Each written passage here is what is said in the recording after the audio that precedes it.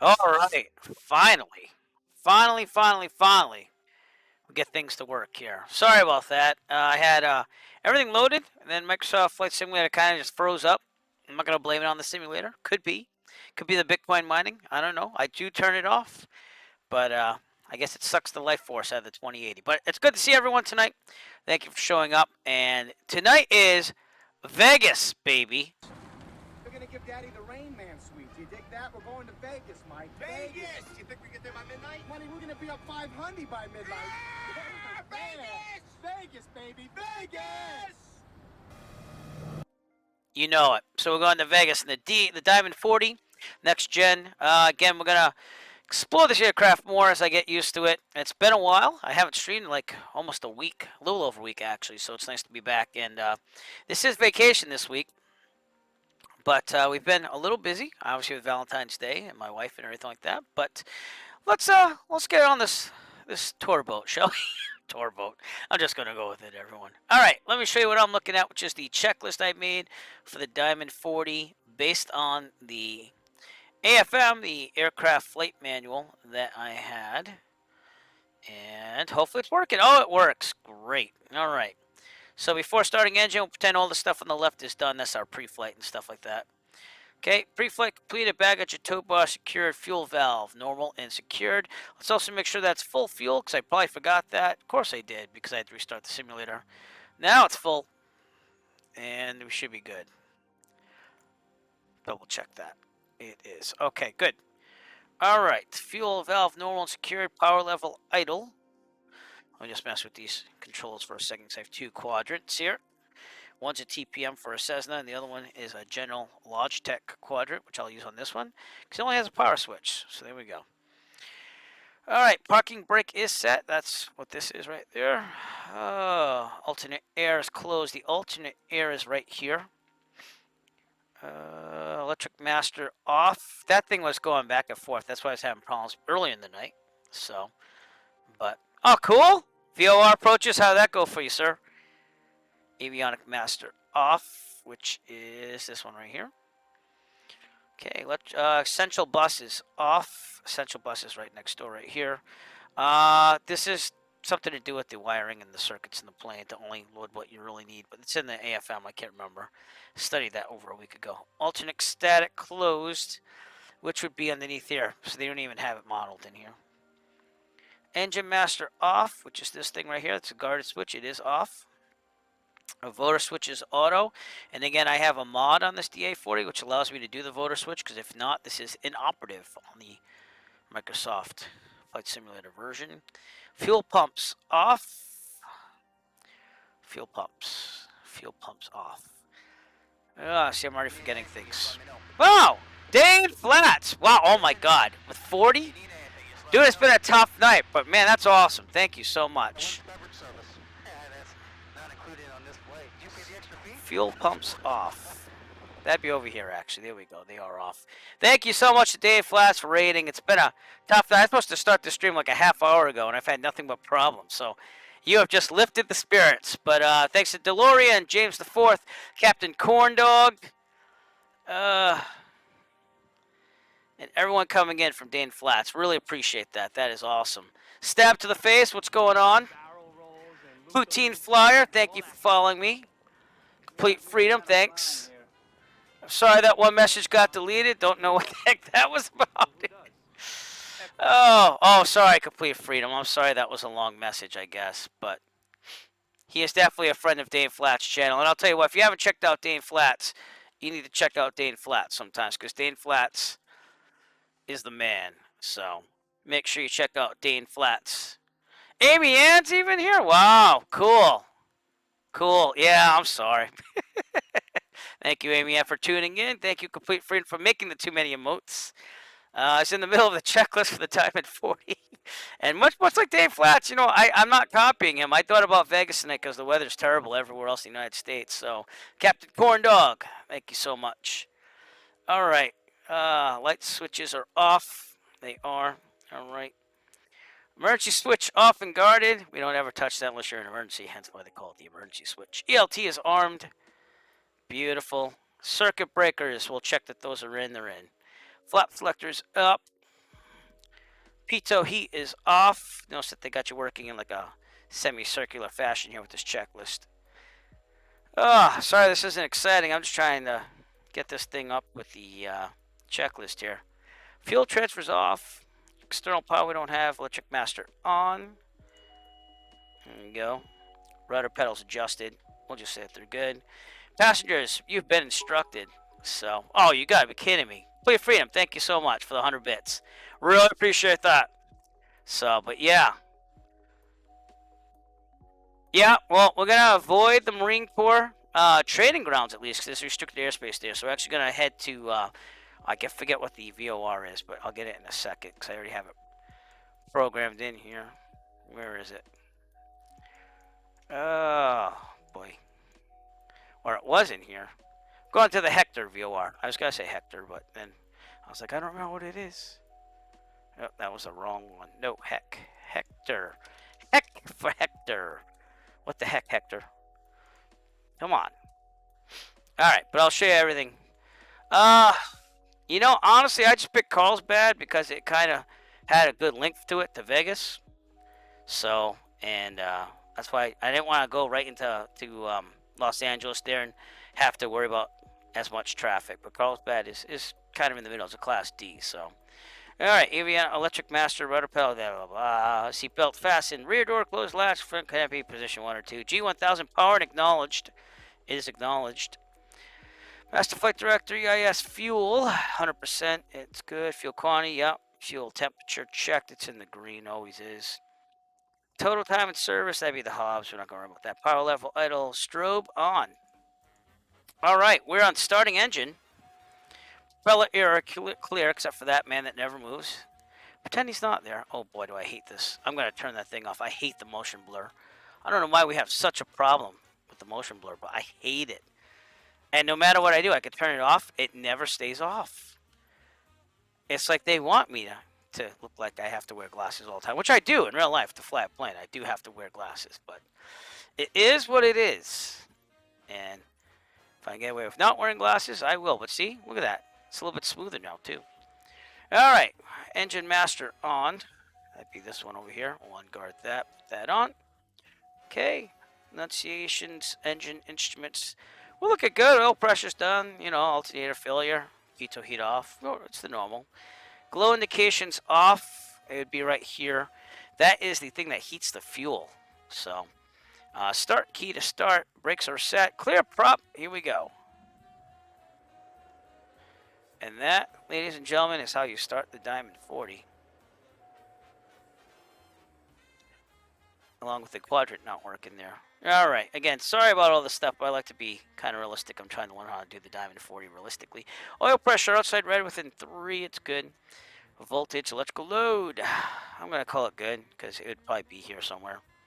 Alright, enunciations, engine, yeah, it's all green. External power disconnected. Oil pressure checked, it's good. RPM 710 plus or minus 30, it's right on the dot there. Circuit breakers, we check it in again one more time because you start up the plane. Pitot heat on, just to make sure that thing goes off. It does. Pitot heat off. And I also didn't load the weather, so let's do that with Rex Weather Force right now.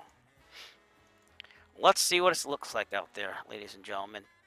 And let's hope that Rex Weather Force is working, because they're changing servers. So, but I'm pretty sure we have a couple of people flying with us tonight. Zach Bartig has been patient with me. If anyone else wants to join me, I'm on Microsoft Flight Simulator East server. I'll also be doing VATSIM tonight at the same time.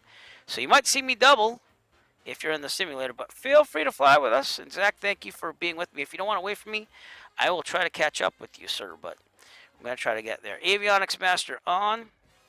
Bam, radio's on and everything else. Okay, flight management system, initialized profile. That'd be the, whatever.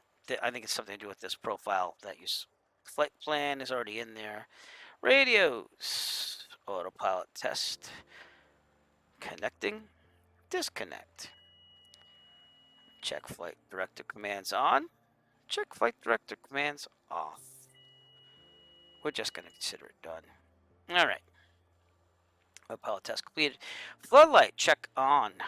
We're just going to do landing taxi and position. I'm going to turn them all on at this time. Flaps full travel. So we'll check visually that they turn all the way down to takeoff mode. Yep, I'm on VATSIM right now. Sorry about that, J. Schmitty. It's just been one heck of a night. So let me. I don't know why, but like, it gives me problems here and there.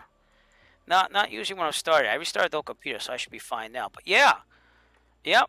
All right, J. Schmitty. Look forward to having you there. All right, I'm also at the transient parking, by the way. Transient parking, which would be parking space like 50 something. Oh, look at that! Zach just turned into a big airliner as I connected to VATSIM. That's not what he really is. That's just the model matching. All right. Oh boy. All right. So we checked the flaps and put them back. Good. No, we didn't put them back. All right. Yeah, might help. Stab to the face. Thank you for cheering with 1,000 bits. By the way, I did put a new emote up there for people that donate 1,000 bits. So I'm not sure if it got approved yet, but you will be getting an extra emote. So thank you so much. Appreciate the support. All right. Flaps full travel, then takeoff. So go takeoff mode. Altimeter is set. That means both of these. Just do that. And you know, I never did look at the weather after putting it up there. So 20005 knots. We'll actually check in with VATSIM too. All right, looking pretty good. That looks pretty. 55 degrees Fahrenheit, which is way warmer than it is out here on the East Coast in real life. So, all right, standby horizon check, transponder code mode checked. We have to put that on alt. It is now. Okay. Engine temperatures checked. Brakes, parking brake released. There you go.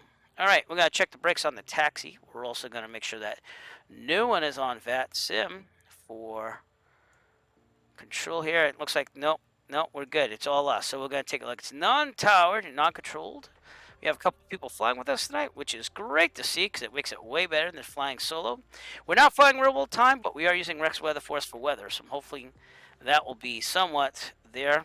And again, let's get the winds from them because I'm pretty sure, well, I don't know. Let me check the sectional here. What is it? 120.15. Let's try that. Let's see what happens. Because Rex Weather Force isn't always accurate on the ATIS here on Microsoft Flight Simulator, so. Palomar Airport information Alpha 1900 Zulu. Wind 188 at 8. Visibility 9er. Sky condition clear. All right, we're going for 2-4 either way. So, all good.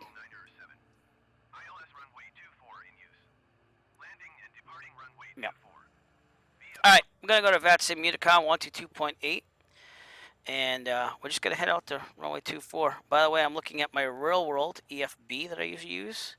I don't know if it's totally set up because again I did have to reset everything, but let's see if it's working. Oh, look at that! It's working. Cool. So that's where we are. Transit parking. We'll go down Alpha to 24. We'll do a quick run up over there, and we'll be out of this. We just gotta do a bust of 180 around here somewhere. I guess I'm gonna turn to the right. Yeah, I'm gonna turn to the right and go right on there. So here we go. Brakes work, so we're good there, and here we go. We can actually do some flying, finally. There was traffic to the right of me over there. We're doing pretty good. All right.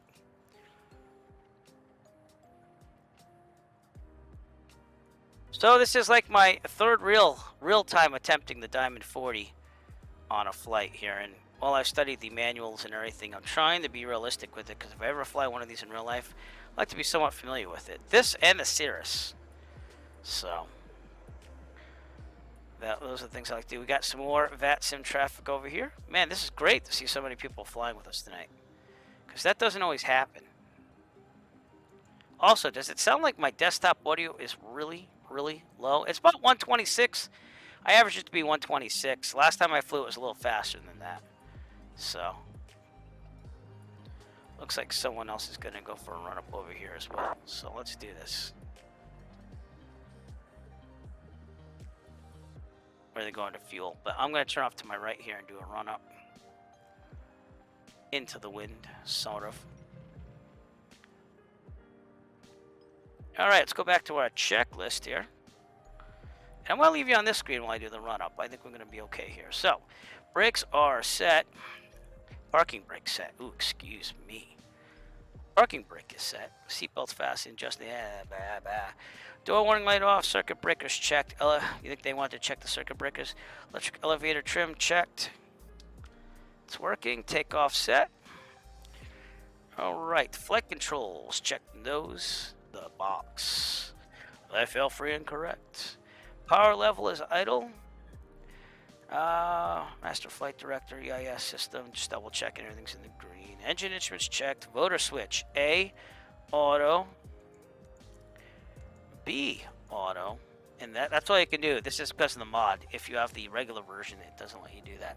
Now, the ECU test is the electric computer unit or controller unit. It controls all the engine, like the mixture and everything, so you have to check this.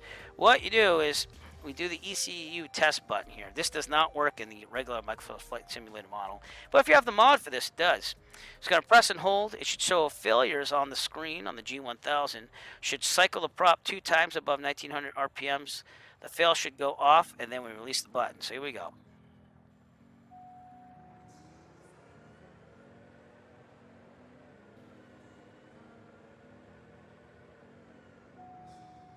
And there you go. That way we know it's working. Notice that doesn't show A. Because, again, the switch only goes one way, so I guess it only does B. But we'll go with it. We'll just say it's performed. Pitot heat is required. I don't think we need it. Transponder code mode checked. Roll good. All right. Power level. Oh, available power check. This is where we find out how much we have for takeoff. So, power level max for 10 seconds. And we see what the load percentage is that we have. We go all the way to 100, so we're fine. 3. Everything's okay. Normal range. Instruments check. Normal range. RPM stabilized at 2300. It did. Alright, so we're at 100%. We're going to idle the power level. Checking out the instruments one more time. Boy, they're really... Fuel pumps go on. Parking brakes released, and we're ready for takeoff. Again, rotate. We're going to just go full load here. So 67's rotate. Climbing at 72, and then flaps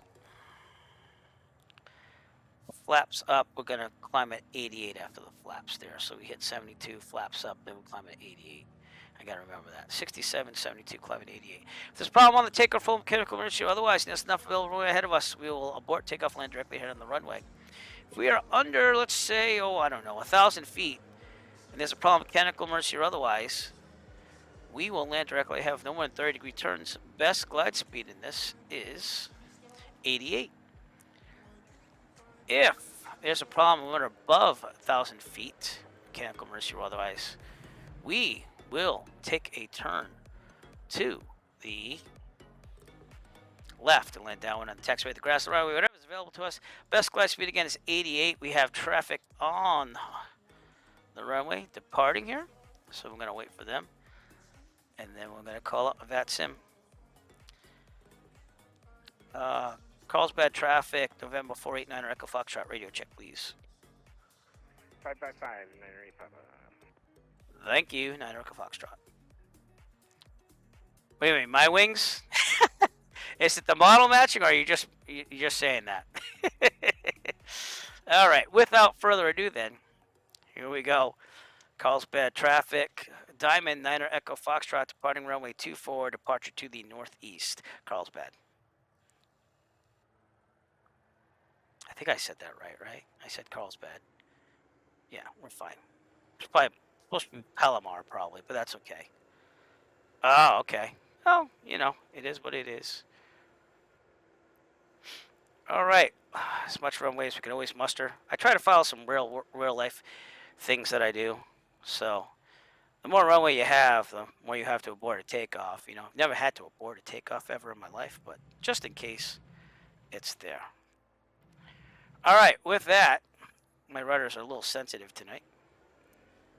Here we go, we're in takeoff again. Rotate at 67, climb to 72, then nice climbing glide of 88. Here we go.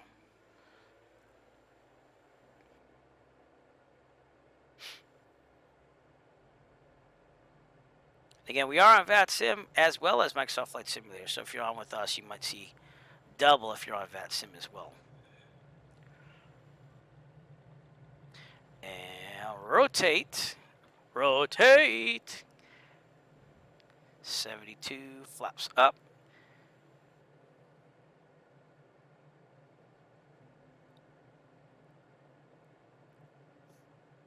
And here we go. Vegas, baby!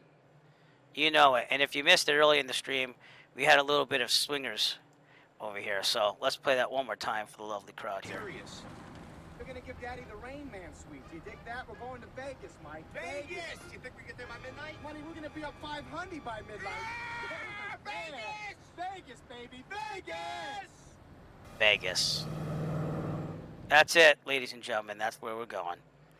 All right, we'll get to about 1,300 or so, maybe a little bit less than that, and we'll take a turn out on course. Yeah, we're gonna just luck it out here and turn right on course. So we'll go to 1,300 just to make sure that we're in pattern altitude. Before we do that,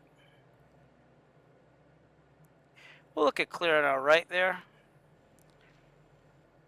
Pretty good. Oh, altitude tonight will be 7,500. So, 7,500. And here we go to the right. If the man, the myth, the legend's still on, Dane Flats, tell me how Vegas was tonight. Because I didn't get to watch half your stream because I had all these problems going on.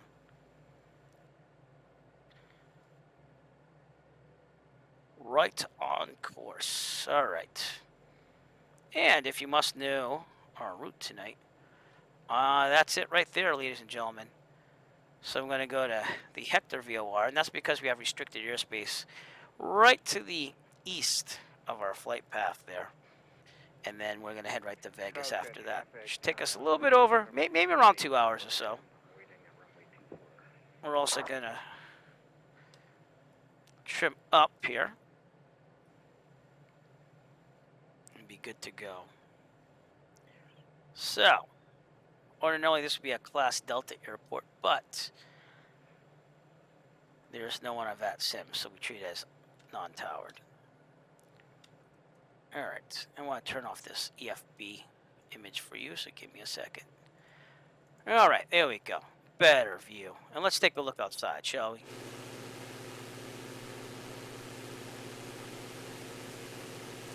So there you go, with various people coming with us tonight. And that's Palomar, Carlsbad Airport, as we head to the northeast for Vegas. Vegas, baby!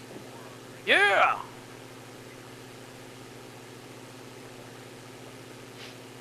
Maybe you have to cut east through the Morongo Valley before HEC.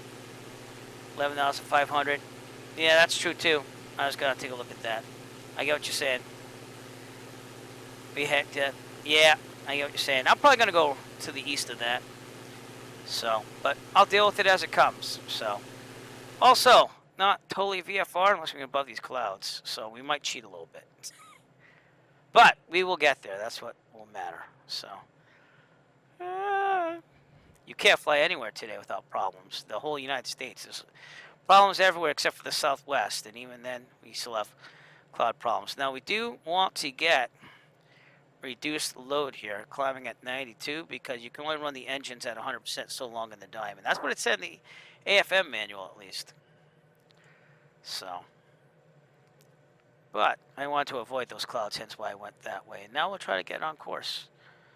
2,000 feet horizontally from clouds. That's what VFR is supposed to be. So, ground speed 78 knots, but we are climbing here, so. And the mixture and everything is controlled by the ECU, that thing that we tested earlier, so we have no problem there. Let's also check our checklist. I'll check this off camera, though. Cruise climb, flaps up. They are, what? They were. I don't know why they're not. They are now. Airspeed 88 knots. It's going to be right around there. Turn on course here now that we're around these clouds.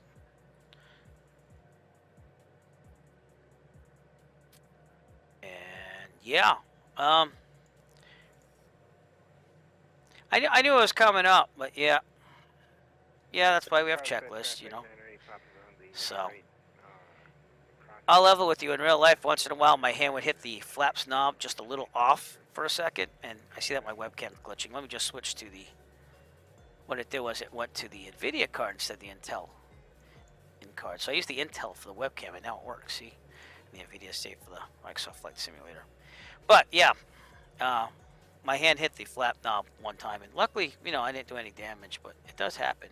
Max 1,100 RPM or 92%. That's perfectly fine. Annunciators, indicators, monitor, rudder as required. Well, thank you for telling me that. Fuel transfer repeater as required. Oh, that's another thing on the Diamond. So over here, we're just gonna eat away fuel from the left fuel tank, and then you replace it from the right by hitting this fuel transfer button. So we'll be doing that occasionally, and doing all that stuff. But thank you again for Dave Flats rating the stream. Really appreciate it. I just wish that was a little bit more exciting at first. So, outside air temperature 7 degrees Celsius, and we're climbing to 7,500. I should probably also file my flight plan with VATSIM just in case someone does come on. That might help. And there we go. Oh, yeah. It happens.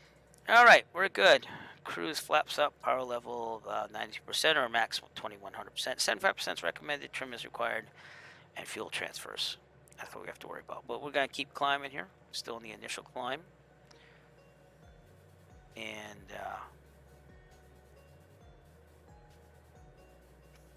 yeah. By the way, there's still a lot of you on here, so I'm not opposed to putting this on autopilot. If you didn't want to play some trivia, that's up to you. I got some chat commands below. Feel free to do whatever makes you feel happy. If you just want to watch the flight, watch the flight. It's all up to you. You control that part of the stream. So, but here we are in the Diamond 40 next gen, and popping out of the Carlsbad Palomar Airport. And those are the mountains that we have to watch for. We're probably going to go to the east of those mountains up ahead, because they are at a peak of almost 11,000 feet, 11,500. So we'll go to the right. We'll be fine. And then we'll join back onto the course here for Hector. We should probably also set that up if we can, even though I have to set it for GPS. Let's do nav 1, or localizer 1. So I guess localizer 1 would be nav 1. Let's see, the Hector VOR would be 112.7. Okay, it might pick it up right now. Probably won't, because we're pretty far out. Honestly, in real life, I fly 152s and 172s. So, low wing GA, I'm going to say the Cirrus, and that's based on flight sim only, because I haven't had the pleasure of flying a low wing. However, I do want to fly the Piper Warrior for real to start with low wing, and I will probably do a couple of flights on that. Probably this summer, I would think. I'm trying to get my instrument rating this summer, and right now I'm just building cross-country hours, so because you need 50 to get the instrument rating, and so I've just been building those hours. But I heard the Piper Warrior is pretty nice to fly, but there's also a Cirrus at my flight school that they just got, and you need 100 hours pilot and command. I'm almost 70 right now, so I'm building time for that too. But what was it? Yeah, Saturday I flew to Wesley, Rhode Island and back. We had a pretty good time on that, and pretty soon I think I'm gonna start heading to a couple more destinations in New Hampshire. Friday I was supposed to fly the 152, and I'm debating whether to do the Elton Bay ice runway or not, because I took the FAA seminar on that last year, and I've looked it over again this year, and I really want to do it. And the ice runway is open. If you know what I'm talking about, the Elton Bay, it's 18 Bravo, I believe. But we're gonna trim this down. We're also gonna kick it back to 75%, which is their recommended level percentage here. Trim this out for 7,500 feet. Ground speed's 107 knots already. And we're heading slightly to the east already of the path. As you can see, I'm going to try to stay over there and stay away from, whatchamacallit there. San Gorgonio wilderness area. And you'll have to excuse my pronunciations because I'm from the East Coast. I'm in Massachusetts right now. Nick, welcome back to the stream. Trimming down. Little bumpy. So that is true, and that's why I would like to do that. And I have more time in the 152 than the 172s, but honestly, I've been building a lot of time in those. My training was on the 152 to keep the cost down, and seeing that I mostly fly solo, seeing that no family ever wants to fly with me, and not only that, I'm not doing passengers right now outside the family because of COVID. I don't mind taking the 152, even though it's slower, by about 10%. So, but it's also lighter, so that gives you a little more sureness, I guess I would call it, about Alton Bay. It's on Lake Winnipesaukee in New Hampshire. So I'm thinking it over. I might not do it. I might not do it. I might do it. I might not do it. My backup is just to go to Laconia, which is a little further north of it. So that way I get up there either way. Have a reason for flying. But I studied it quite a lot. And I'll be reviewing again. I did buy my crampons, if that's how they pronounce it. Because they say to buy a pair of these things to put on your boots. So that way you can walk on the ice when you get there. Doesn't that look like something else? I'm not going to go into what that looks like, but you know what I'm talking about. All right, we're going to have to kick the speed down just a little bit because of turbulence. Maneuvering speed is right here. It's also on my chart here. 113-ish. So we'll go down to about 113 indicated. Start at, I don't know, 68%, 67, 68. We'll do about 68%. See how that handles and keep trimming down to 7,500. But everything's looking pretty good. Yeah, well, you know, you gotta be careful going in there. You can't, there's no brakes. When you land, there's no brakes. You have to be at a short field. So, yeah, exactly. It wasn't open at all last year, and yet they've had quite the cold snap. We've had the cold snap. It's not as cold down here. They were at 5 degrees the other day. There's an update on Facebook from Paul Rochelle or whatever, and he kind of clues you into the conditions of the field. But this year, because of COVID, we also have to. I don't plan on parking there long, if at all, because usually you have to get like a blanket over the cowl to make sure it stays warm. There's no heating there or anything like that. Oh, I'm going to trim up. And we're going to kick down the level again because there's turbulence right here. About 60%. We'll see what that does. Maybe 65. And trim it up just slightly. But, you know, you got to have some adventure, and you have to understand that if it doesn't look good, you go around, and Laconia's right up there, so. But, you know, there's been accidents there and stuff like that. And, I mean, I feel pretty good about my landings.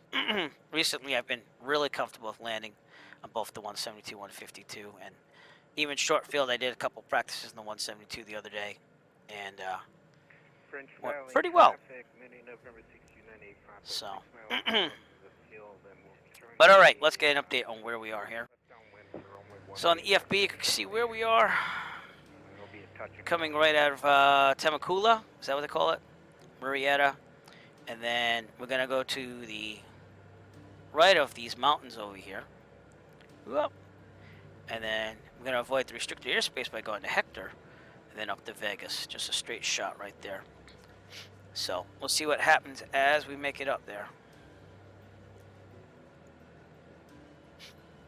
But we also have some turbulence and clouds up here at 7,500 feet. So I don't know. We could climb to 9,500 to avoid them and fly over the top. So I'm thinking that over right now.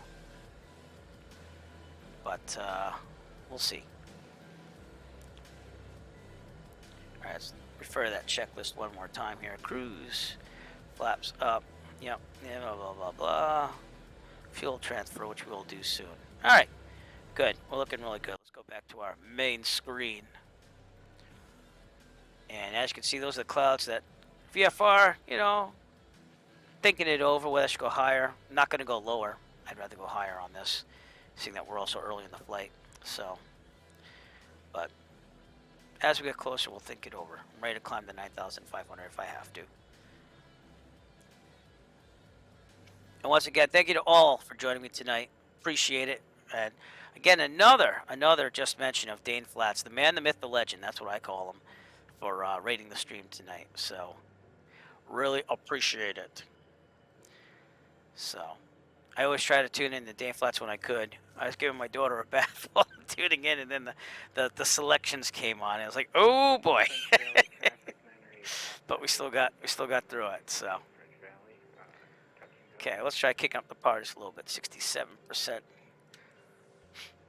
Okay. Ground speed of 132 knots. So when you see a 67%, that can be kind of like, oh, it's not that fast. But honestly, it is. And I don't know why, but does the volume seem a little low to you on the simulator? I don't know why it did that. So we'll take a look at this and see if I can adjust it just a little bit. It's the volume mixer here. Do.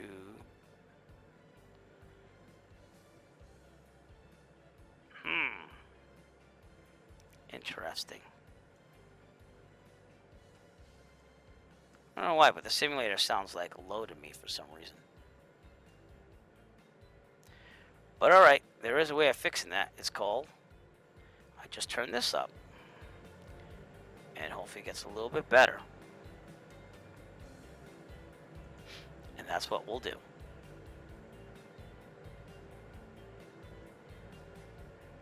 Alright, let's turn in towards the flight plan here. But again, I'm deviating to the east a lot to avoid these mountains up ahead. Trimming down and keeping an eye on my EFB with GPS. So French Valley traffic 908 Papa turning final runway 18 French Valley touch and go, and we'll be departing the area on a left downwind departure. French Valley. alright, and that's again the VETSIM Unicom, so you're going to be hearing a lot of different traffic on there. Take a look outside again. We got this wonderful lake right here, which is called the Agua Tibia Wilderness Area. And these mountains up ahead, they look a little daunting, but if I move a little closer to our flight path, it'll be fine. We'll go to the left of that, and then I'll have to widen out to the east again. But beautiful scenery. Much better than probably the rest of the country for real world weather. Again, not real world time because I want to fly during the day, but it is real world weather, so. And we'll just keep it going with the Diamond 40 next gen, which does run on Jet A fuel, by the way, which is rather interesting, so.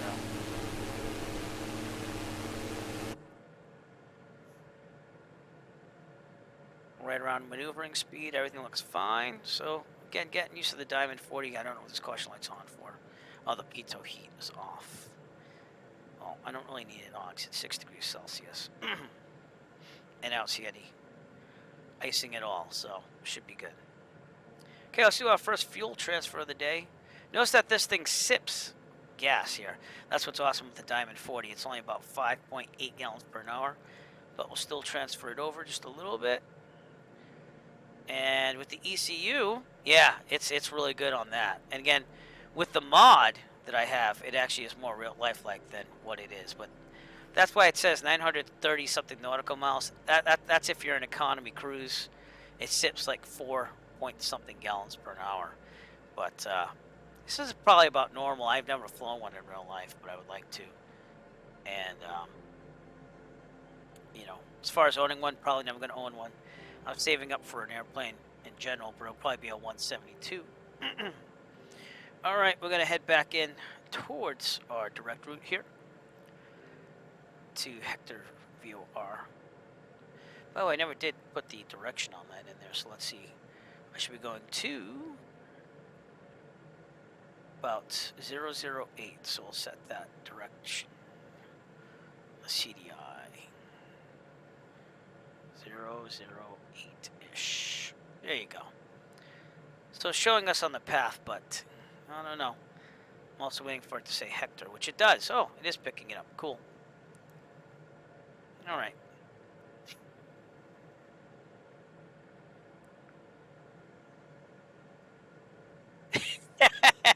I guess so. Yeah.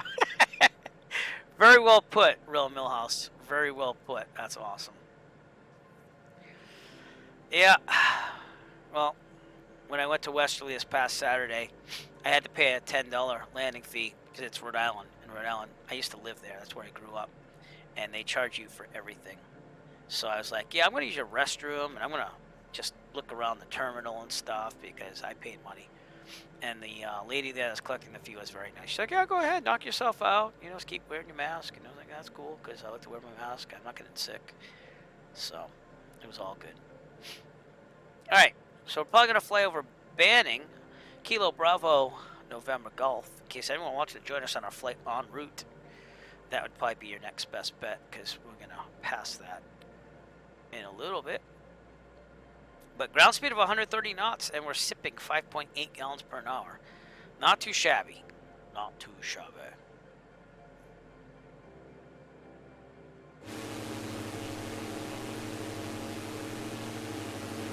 There you go. We have lots of people out here on Microsoft Flight Simulator traffic here.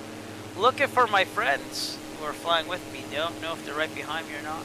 Oh, there's Zach in the background. And Jay Schmitty, I don't know your call sign. If I see it here or not, I don't know. But you said you'd catch up later, so we'll keep an eye out for you as well, sir. The clouds are coming in pretty thick. I didn't see clouds. Oh, 7,900. What happened to there? Let's trim that down a little bit. You know we might have to go to 9,500 to stay out of these clouds. We're supposed to be 1,000 feet above clouds. So, yeah. I think we'll go 92% and climb to 9,500, which is what we're going to do right now. All right, we'll keep an eye out for you. So let's climb this at 92%. We could do 100, but you're only supposed to do a max of like 10 minutes at 100. I guess we could do it at 100. We'll do it at 100. Be fine. Okay, climbing to 9,500. Get out of these clouds here. Again, the rule is to keep 1,000 feet above clouds if you're a VFR, so we will try to do our best here with that. Right now, the weather on Rex Weather Force is coming at Hamet Ryan Airport. And it says overcast at 3,200. So, but it looked a little closer than 3,200 to me, so I don't know. And if yeah, it's about overcast at 3,000 according to Sky Vector, so I get where they're getting this from. And then eventually it should clear up as we get towards Vegas, so I'm not really concerned. In fact, it should clear up about Big Bear City. Right now, Sky Vector is saying 250 at 707, gusting to 16, clear, 10 square miles of visibility. So this is just temporarily going to be here, but we'll climb to 9,500 just to stay above it and keep it going.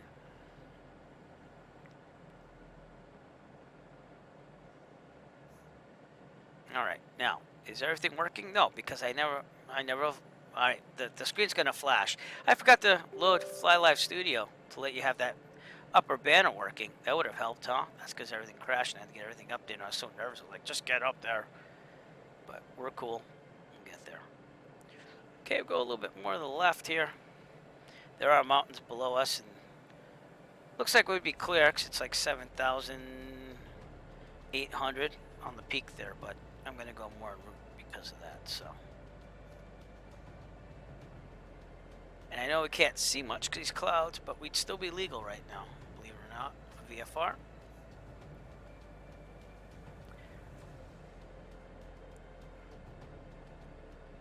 Okay, let's go down to 92%, seeing that we're almost there.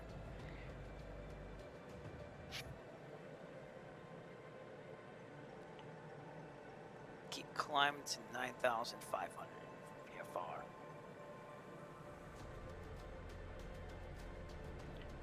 All right, now. Never did do any of my chat commands that I usually do on the way up. Again, I just tried to get out of here. But don't feel like I do right now, which is a schmuck. Hi, it's Husky 89er Hotel uniform and the schmuck that landed on the taxi there. Feeling like a schmuck. But we shall. Better make it so. Make it so. Make it so. Oh boy. That's why I have to resort to the commands, because there's not much to see through the clouds here. You get how that works now. Alright, trimming down as we get to 9,500. We'll also kick back on the level here. Go to 75 to start and see what it builds up to. We are flying everything by hand right now. But we will do autopilot if we have to. I like flying by hand though. That's why I've never flown with an autopilot in real life, so just used to it. Yeah, I got a little turbulence up here too. Interesting. Is it me or does it just seem like the clouds are oversaturated here? It looks like a swimming pool of just melted marshmallow. I don't know if that's a problem for X Weather Force or not. They said they were upgrading the servers, so we'll have to see. I want to do barrel rolls. But, and oh, loop-the-loops Kleinster! and all that kind of stuff. Thank you for following me on Twitch. Great to have you here. Dangerous, man. Thanks for following. Too many lawsuits. Well, who does? Trimming down still. You can see those mountains are on the synthetic.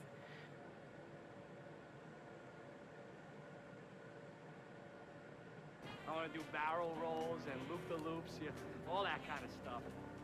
You don't do that kind of flying here. It's dangerous and irresponsible. Too many lawsuits. Well, who does? Check flat. Does?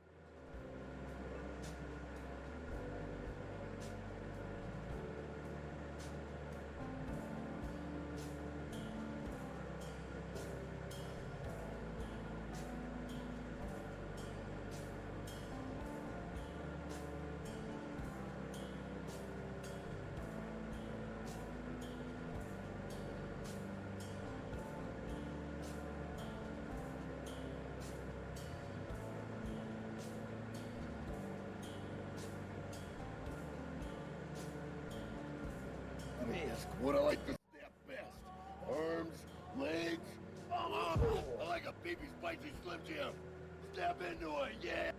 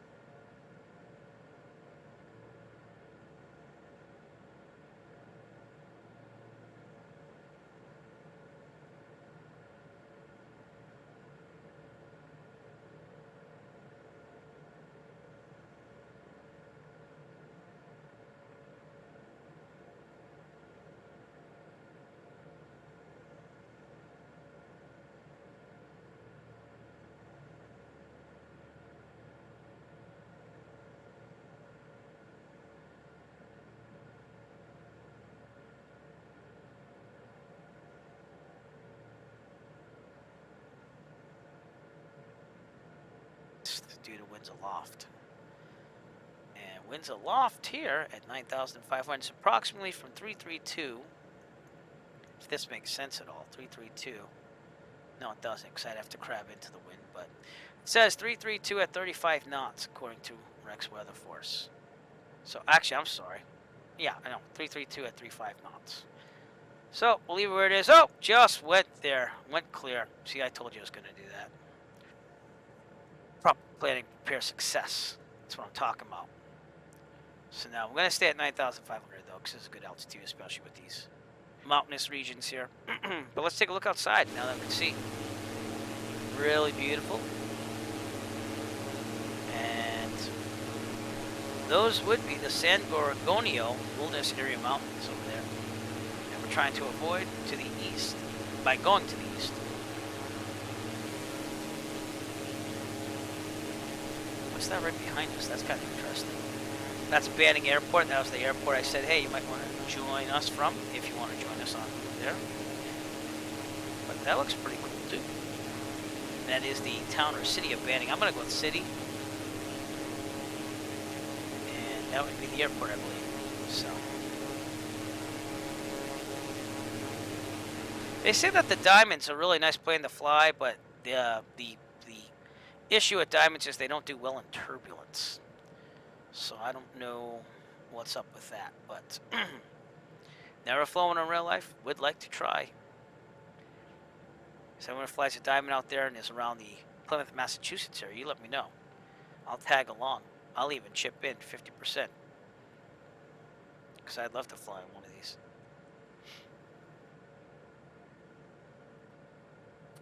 Travel flyboy. Alright, let's take a look for our compadres out there. On our flight, Zap is out there in the distance. And actually, you know what? I'm probably not going to have an easy way to see Jay Schmitty because he's on VATSIM with me. And there's no usernames like Flight Simulator when you're on there. I just have to look for nav lights and stuff like that. So, but Zach's with us, and I'm sure Jay Schmitty's out there somewhere. So, yeah, it is. You know, it's an interesting shape and design on the Diamonds. You know. But again, I have a real old story, and I'm sure a lot of you have not heard it. People who have been on the stream probably have heard it before, or maybe you don't remember. So I'm just going to go with it anyways. But I took a flight to Chatham, I think it was like flight number 4 as a private pilot. And I went out to Chatham. This is pre-COVID, like right before COVID started, probably February last year. And I went for breakfast at Chatham, and I got off the plane, parked it there. You know, so I could see it, because of course I want to. Hey, see the 152. Oh, cool. All right. Awesome, Jay Schmitty. And anyways, I had to wait for breakfast because that place is this is the world's smallest restaurant, and it's booked up with locals. So I'm like, okay, I'll give it an hour, right? An hour is pretty good to wait for breakfast. So as I talked to these two ladies that were there, and they're like, oh, yeah, oh, you know, which plane's yours? I'm like, oh, I got the 152 right there. You know, the little dinky plane. And the woman was like talking about like looking for a boyfriend and stuff before I even started talking to them. So I was like, this guy came in with like a Diamond 60, and I was like, that's the aircraft you want to talk to right there. So it was pretty funny. And she's like, oh, really? That's a pretty nice looking aircraft. So it's quite interesting. I'm happily married, so there's nothing I was going to do anyway. So wasn't looking for it, just making small talk while I was waiting for my hour. And the funny thing is I never got breakfast because at the end of the hour, I was like, I got to go because I had to get the plane back because I had a rental. And, yeah, so moral of the story, I probably won't go to Chatham for breakfast again, just me.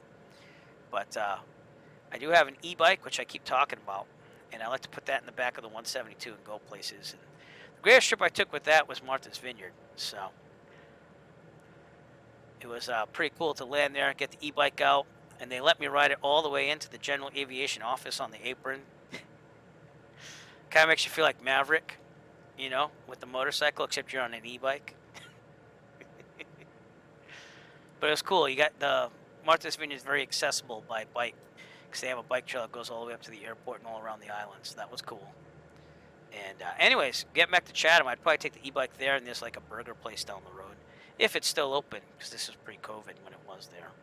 So Stuff like that I like to do. Just COVID's ruining a lot of that stuff as a private pilot. You go there, you get off at the airport to look around, and then you don't know what to do because you really can't go anywhere. You know, like you can, but you can't. So, all right, just a little update on where we are here. We're going around the San Gorgonio Mountains, which are right there. Hence why we're over here. And then we'll go right back on track to Hector since they had that restricted airspace. That is, I believe, the Marines training ground right there. Hence why we don't want to go in there. And that's continuous and at any altitude. So we're going to make it somewhat realistic by going to Hector direct and doing all that stuff. And you can see that the VOR is working so that I have a backup just in case of the GPS it fails. Whatever. There's nothing wrong with having the VOR plugged in there. But of course it's taking out too far to the east because I'm not on the path, because basically don't want to crash in those mountains. Does everyone understand that? I think we got that. They are beautiful, I'll give them that.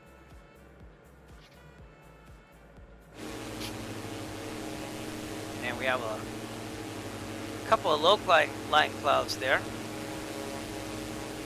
Oh no, looking pretty good. Looking pretty good. So, but I've been looking at aircraft prices, especially seeing that Bitcoin's been pretty good lately. In I still don't have enough for a down payment. I think I would need about $50,000 to $20,000 for a down payment, and I'm about a fourth of the way there. So that's not terrible. Seeing I only really started saving up over the summer, basically. But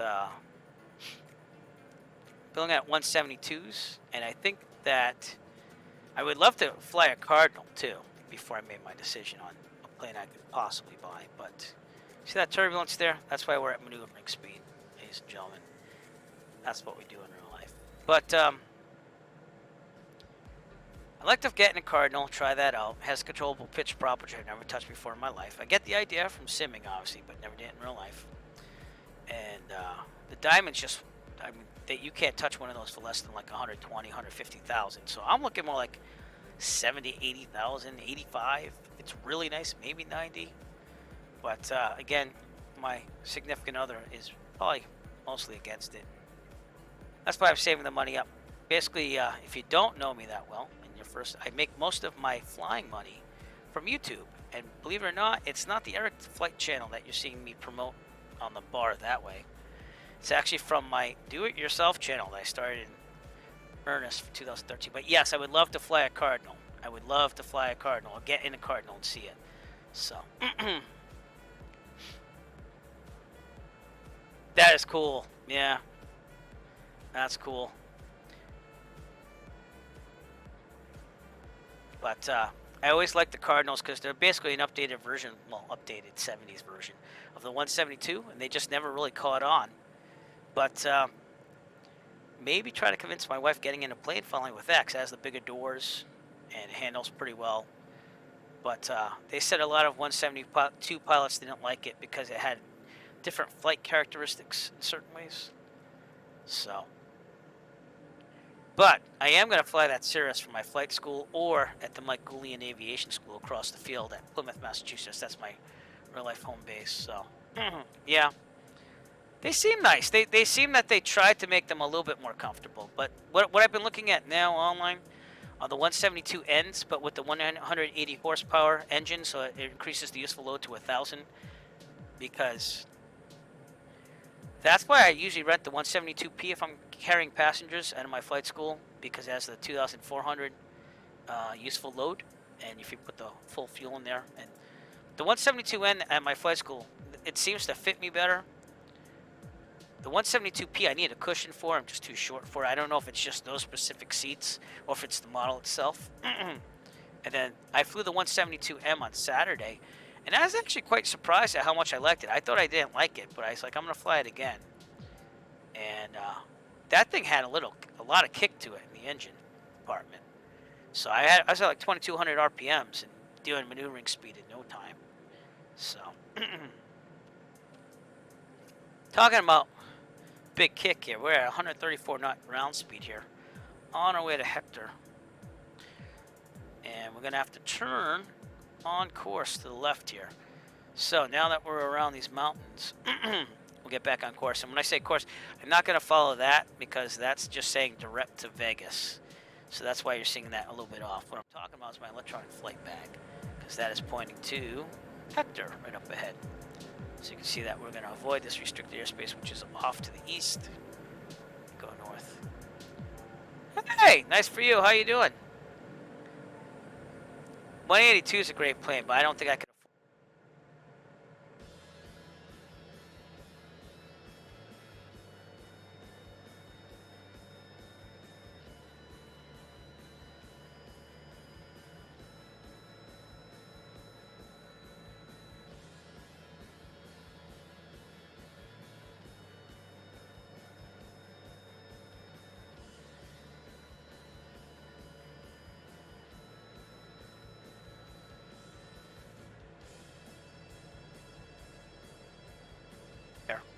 Testing, 1, 2. I got my backup microphone. See, I'm all set for that. That's because I was using NVIDIA Broadcast, and it must have just crapped the bed. But now you're with me again, so we're all good. We're on backup here. And let me just turn this down slightly, because I'm sure it's a little loud. Here we go, right about there. But thank you for letting me know. I can't hear you. That's it, right there. All right, we really got to switch to the west here now that I'm thinking, though, because we're about to hit restricted airspace if I don't. So, let's do that. Let's do that. And again, if you weren't here earlier in the day, well, early in the broadcast, not the day, whoa, we are going to Vegas. We're gonna give Daddy the Rain Man suite. You dig that? We're going to Vegas, Mike. Vegas! You think we get there by midnight? Money, we're gonna be up 500 by midnight. Ah, Vegas! Vegas, baby, Vegas! That's it. That's where we're going. All right, Jay Schmitty. Awesome. How do you take to it? Pretty good?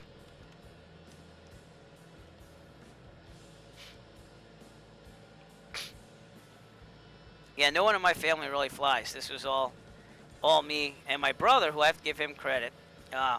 He started the flight simming in my house, and I just kind of latched on to it and said, show me how to do that. And of course he said no in typical big brother fashion.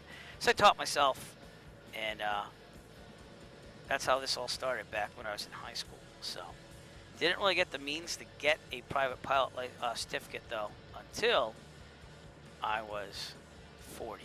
So cool. That's awesome, man.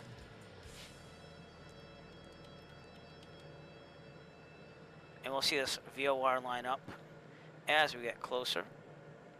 And I get more on course. But again, this line right here is just direct to Vegas, and we can't do that because of restricted airspace. So take a look outside. So the restricted airspace is out there to our right. And again, we're in the desert now, you know what I mean? So there's not going to be much to look at per se out there. But we are east of Big Bear. If you're familiar with Big Bear.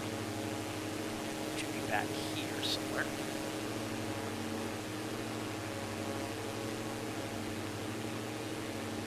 Doing our thing in the Diamond 40. So, woo-too! That's one heck of a nickname. By the way, if any of you want to fly with us, Big Bear might be a great place to start. That'd be Lima 35. Or you could also start up at Barstow Daggett, Kilo Delta Alpha Golf, and I'm on the East server for Microsoft Flight Simulator if you want to join us on our flight tonight. We still have about a little under an hour to go to Vegas. So, but the more the merrier. That's the way I say it, at least. Give a little bit more power there. Trim down a little bit. One thing I do like the Diamond for, at least I've never flown in real life, is just the amount of viewing that you get around. Like with the Cessnas, they're high wing, so obviously you have to rock the wing up in order to get a really good look before you turn. But really digging the Diamond and the Cirrus. I still want to do the Pipistrel in a couple of flights. I'm trying to expand my horizons past what I fly in the real world, so.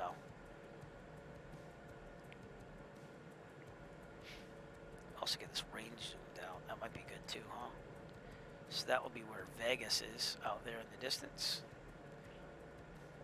And we'll check that out. So, but now We're in the desert.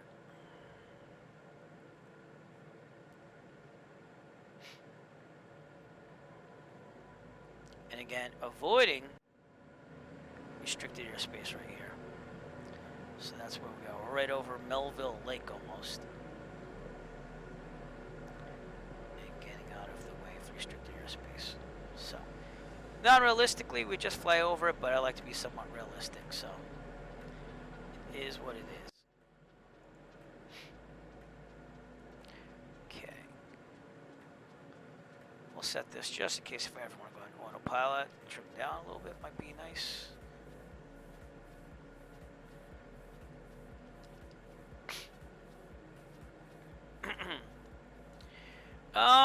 Well, it depends on what you're doing. Typically, like right now, I'm flying just VFR and it's just me on Unicom, so I'm in charge of looking out for traffic. But if you're at the same flight level, typically ADS-B will help you in the real world. 'Cause you get to see where they are if they have an ADS-B receiver, which a lot of them do, at least in my area, because we're right around the Class Bravo in Boston. You kind of need ADS-B out, at least for that. And I have a little receiver that is a portable one that goes right to my tablet. But to overtake, there's no right way. If you're coming head on with one, though, the proper way is to turn right. But both people turn right. So to overtake an aircraft, it's more of just go very wide and around if you're that much faster. I would typically probably go to the right anyways, because that's typically what you do if you're head on. I'd probably overtake to the right unless I couldn't. But there's no real proper way. It's just more the head on and knowing your position in relation to other aircraft. So, oh, cool! Really? Wow. See, I don't use the pilot app. I just use Avera because it's free. But I do have the Garmin D2 Pilot Watch, which I use for timing and stuff, and also tracks my flights in real life too. So it like starts up the stopwatch to tell me flight time right as I take off. I don't even have to touch the thing. So, but yeah, just keep everyone safe. Give yourself some room. And honestly, if we're on the same frequency, which we probably wouldn't be unless we're on Providence Approach. Providence Approach. Approach would probably vector you around if you're going to overtake someone. They'd probably tell me to move some heading or whatever if you're on flight following. If you're not, though, and you're on your own, then yeah, it's just keeping enough distance between aircraft. Because you are de facto in charge of where you fly, and if you make the mistake, it's your fault. Hence why on longer flights, you'd probably do best with flight following from approach to give you some visual on where other aircraft are. Yep, that's what you said. Yep. I never knew you could even hook up to the sim, because I still have all my trials from when I got the watch. Because I bought the watch when I was doing my cross country. I used to have a timer, you know what I mean? Because that's how we kind of do our flight logs and checking points with times and stuff like that. So, but everyone's all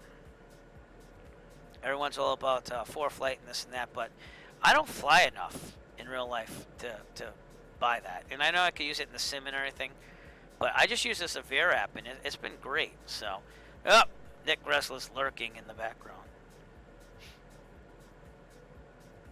Yeah, but see, on VATSIM, you have Unicom, but in real life, honestly, if you're not getting flight following with approach, you're typically not really on Unicom with everyone else, unless you're monitoring because you're near an airport. Like what I'll do is, like, for example, I was flying near New Bedford the other day, and I monitored the frequency with tower and stuff just to see if any traffic was coming out. But not everyone does that. I mean, you could just basically stay on a frequency that has nothing to do with where you are, and you just have to have visual flying. Just look out that cockpit and see where you are. So, but again, I have ADS-B and a receiver, so it's a unit again that hooks up to the Avera EFB. It's Bluetooth, and I really like it. Let's put it that way. If I'm flying the 172N or M, though, they have the Garmin, the GNS 430 and the 172M, and the 530, I believe it is, and the N model, and that automatically gives you ADS-B traffic on the screen. So, but all right, we're about to line up here on the Hector VOR. You can see that it's closing in, but I'm more concerned about getting around this blue area right here, which again is restricted airspace.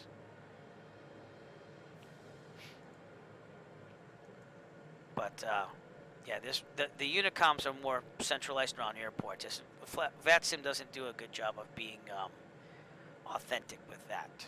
So, because like right now, if I didn't get flight following with approach, I would be on my own, and I could tune in to airports. Like right now, go to Barstow, check out the CTAF there, which is 123.0. Here, listen for traffic, but it is what it is. But we're getting around that restricted airspace, as you can see on the screen right here. Yeah, yeah. And again, those are great models. That's another thing I like to see in the plane. I like to buy at least a 430.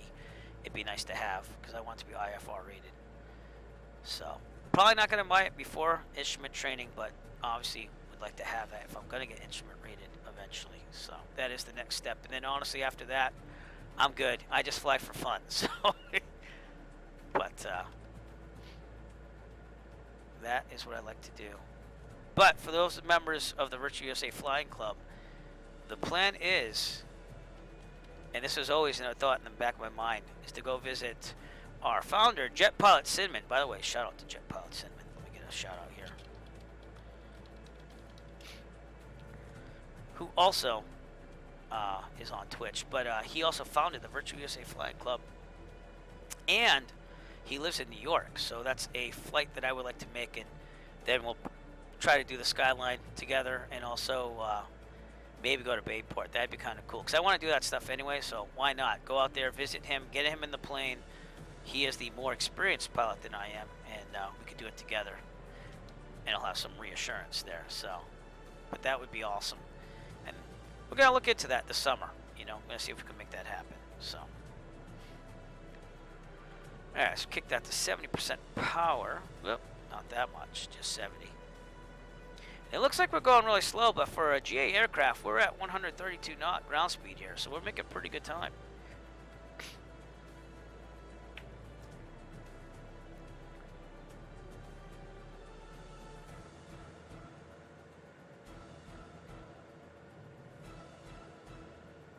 Now let's kick this up a little bit more. Trim it down a little bit. Yeah, so, I mean, I've never met him in real life, but obviously I've been with the Virtual USA Flying Club for over, well, almost a year and a half now.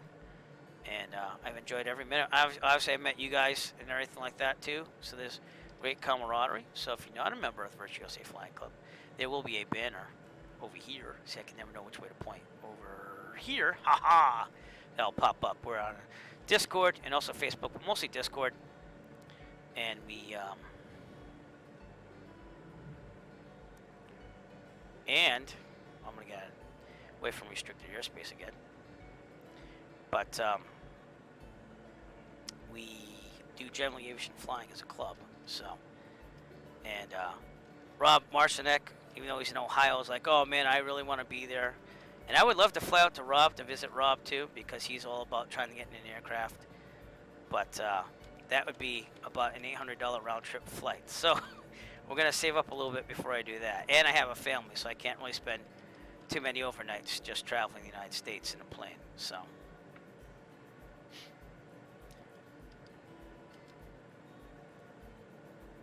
I might have entered restricted airspace. I wasn't paying attention. I won't lie. Ooh. If you see any F-16s, let me know. Ah! I thought I was clear because it didn't have this thing loaded there, but now it is. But all right. We'll pretend I didn't invade that just slightly. Whoo!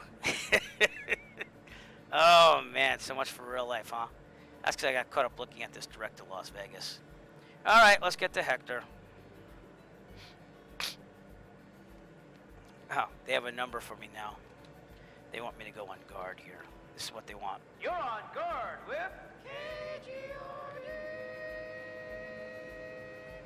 Yeah. Oh, terrible. Terrible. Well, you win some, you lose some. I don't know what to tell you. I know better than that.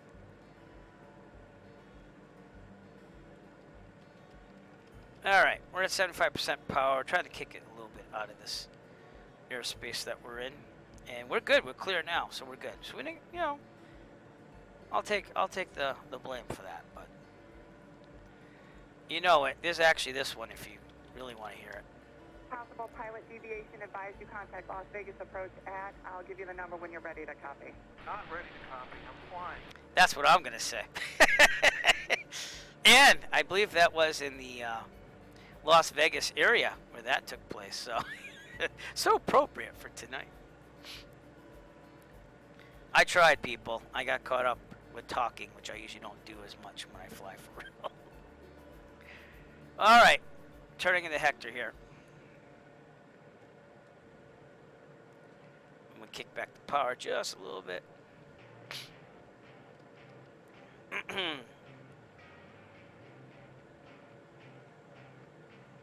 we go. We're good. Oh, good. Good. So I'm not the only one. Jay Schmitty, they'll send the F-16 out to you. No problem. You're my decoy. You're my wingman. Iceman. Let's take a look outside, though, at some of this beautiful scenery here. It wasn't marked. Just saying, it's not marked over there. There's no signs. But we're right over a Hector almost. It should be somewhere out here. And then it should be kind of below us. Look for a VOR out here somewhere.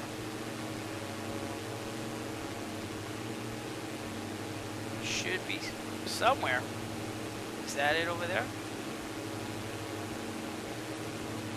There's some buildings there. Yeah, I didn't want to say Goose because he does die, you know. Did you ever see that real California Tom Cruise guy on Facebook? He does like he looks just like Tom Cruise and acts like Maverick, and he basically does like shout outs and stuff like that for money, and like he just portrays Tom Cruise and Maverick. It's pretty cool. He has the motorcycle and everything. But I guess it's been one of his biggest seasons because it's Valentine's Day, so he had a bunch of them. But check out the real California Tom Cruise or something like that, and he's on Facebook. It looks just like him. I mean, honestly, it's really cool. But all right, we are turning direct to Las Vegas, and we are good. Yeah. All right. Let me see if I can find one. He pops up on there because I followed him. Because I was like, man, this guy's kind of cool, even though he's corny. But let's see. California Tom Cruise. I'll find it in a second.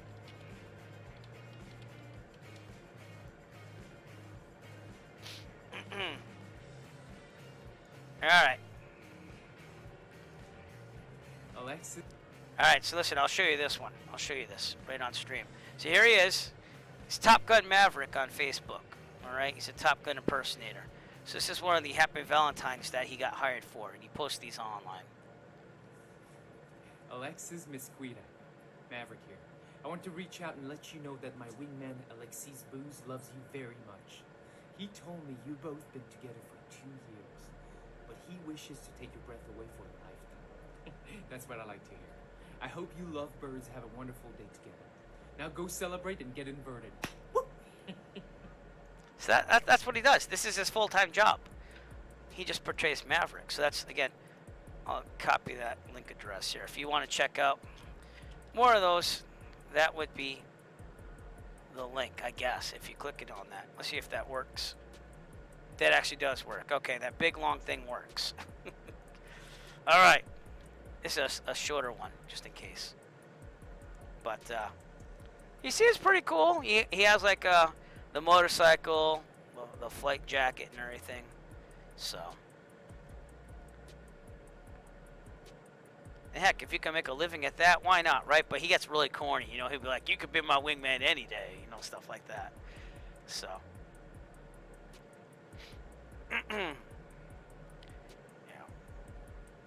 But it's all Valentine's Day right now, so this must be a big business for him during Valentine's Day.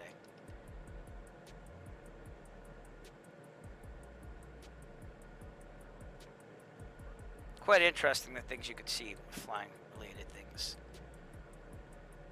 But yeah, imagine being a Tom Cruise impersonator. And he gets hired for like corporate events and everything too, which is quite interesting. So, power to him. He's got a bunch of Happy Valentine's Day videos. Here's one of him in like formal outfit. Amanda Dumont, Maverick here. I was speaking with your Oh, wingman, Dave. sorry. He me a second. says a love like yours can make a man insane.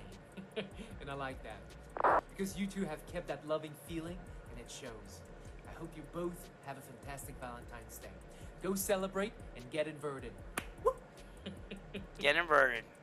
Yep. Amanda Okay. Dumont. And that'll be the last one for tonight. But all right, 230 at 3. There are 3 of us going in. Okay. That's what Sky Vector's showing. Yep. A few at 10,000, broken at 15, broken at 22,000. So you have nothing to worry about in clouds here. We should be good. And again, this is where my EFB is right here. There are military operation areas which we will try to avoid. In real life, you could go into those. You just have to be extremely cautious. And usually you'd want to call up the controlling agency to find out if they're active. You don't have to. You could actually fly into them, but it's not recommended. You usually want to just try to avoid them if possible. And if not, then you call the controlling agency. Just say, hey, are you active? Can I fly through you? So, the class Bravo is going to be the big thing. Again, that was that deviation thing you heard. That was a very famous man that thought he was cleared into Bravo, but wasn't. And then he was later brought to the FAA. So, yeah, we'll see. Said 230, right? So I think 26 would probably be better because you have 30 degrees off instead of 40. So, left or right, it doesn't really matter, I guess. If we go right, let me take a look at where the general aviation parking is too. Because if we get our choicing, that's not controlled. And I'll take a look at that too. I don't think there's anyone out there right now. No. No one's on VetSim here on the West Coast, believe it or not. So, but all right. I like to look at Google Maps here. And let me actually see if I can do that with everybody. Because, again, I didn't get to set this up, so I'm going to have to just move this over a little bit. Yeah, give me a second here. There we go. All right, now I'll just resize it for you.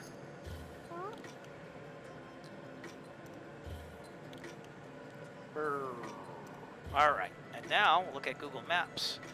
And we'll go to Las Vegas. Put the satellite on, and we'll look for general aviation parking other than just the thing here. I'll also look at my airport diagram. And I'm guessing it would be on the left side with the hangars. That's what I'm thinking, because I don't really see any general aviation parking. They probably want you to go into the one that's a little further north for general aviation. But there should be a place to park. Holding pads negate air cargo. Number 7, holding pad. Yeah, I'm going to take it like we have to be on this side of the airport. So we might take 27 right. Did I say that right? 26 right, actually. 26 right. Land right in there. And then basically get off the runway and go up here to the ramp. So we'll call that the ramp. But we should be able to see Vegas and everything as we get there. Be nice if I didn't keep swaying to and fro. And nothing but desert here, people. Nothing but desert. But, alright, let's go to the big screen. But again, Google Maps. No, you should be fine. Just watch out for wake turbulence. Signature in Atlantic on 19. Maverick helicopters are the ones that do the helicopter tours. So that would be on the same ramp I was talking about, right? Gulfstream Aerospace. Alright, I'll look at AirNav too. I just try to be as realistic as possible. This is always like the most confusing thing I feel flying into a new airport as a general aviation pilot, is that you really don't know where you're going until you get there, and you study it, but you really have to look up things. So, oh yeah, Atlantic's all the way down that thing. All right, so that's where we'll go. We'll go all the way down the left side of 19er there. So all the way to the north to Atlantic, just off the 19er right entrance. So that's where we'll meet up. And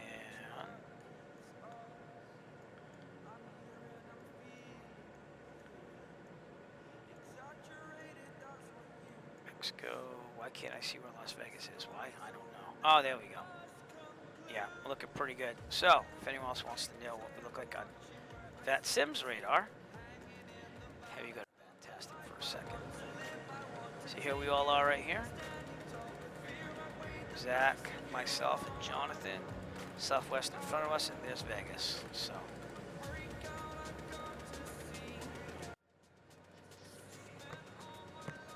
If you're following on the sectional at all, we're just about over Soda Lake, which would be directly ahead of me. Can't really see a lake there. It's gotta be like a dry bed lake.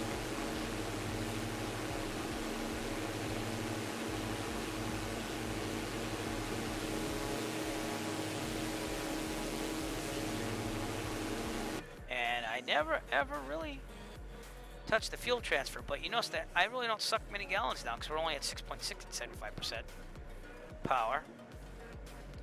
And yeah, this thing it sips gas and it's Jet A fuel, so it does cost more going in there, but it does a nice job on fuel savings.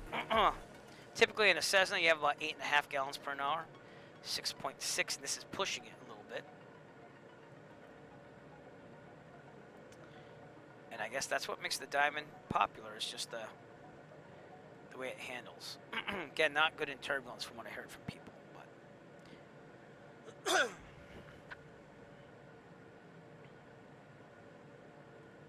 we should be there in about half an hour to Vegas. Vegas, baby, Vegas. Viva Las Vegas.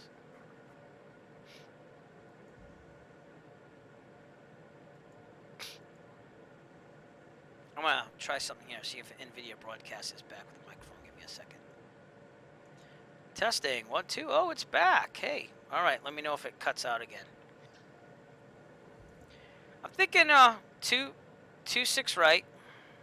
Okay, and I think that we should meet at the entrance of 19er right on that little ramp right there. That would be Atlantic in real life. So let me show you on stream here. Right here, Atlantic, the FBO there. Just come down 2-6 right, taxi to 19 right. Well, to the side of no 19 right. 19er right. Oh my lord, can't talk anymore.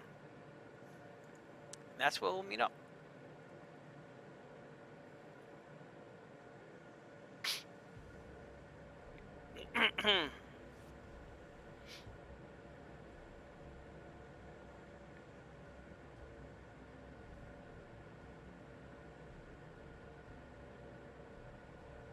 Now I have a ground speed of 140 at the suggested 75% cruise speed. It's a little calmer up here, so I don't mind going a little bit above maneuvering speed, but we have to keep an eye on that.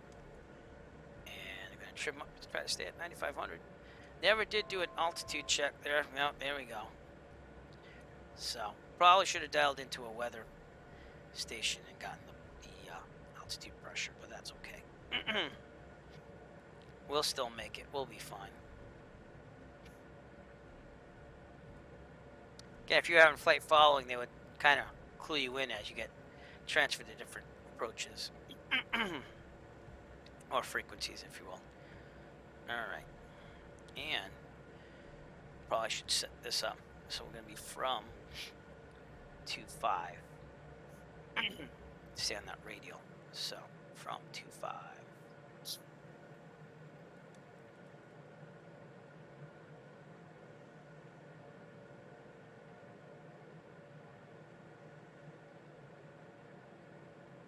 Right about there. Yeah, but the winds favor 2-6 right, so overall, you know, I always try to go with the winds. And I could calculate crosswind components, but you know what's cool about the Diamond though? They say that the maximum crosswind, the max demonstrated crosswind is 25 knots, whereas in the Cessna it's 15. I wouldn't want to push that myself as a pilot, but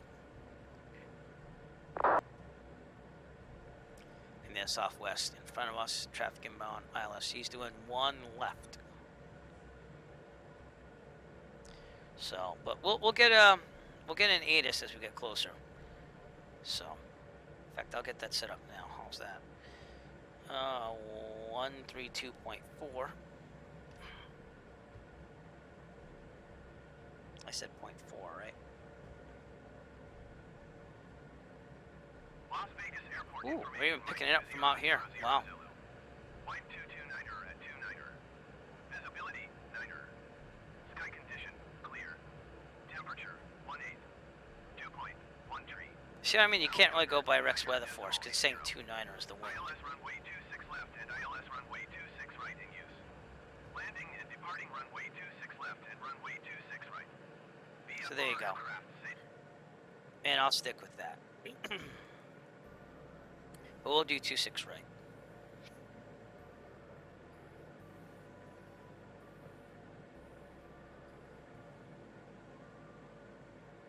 Just got over Soda Lake here section, so we'll take a look at that. No, I can kind of see it. Kind of looks like soda dripping down the mountain.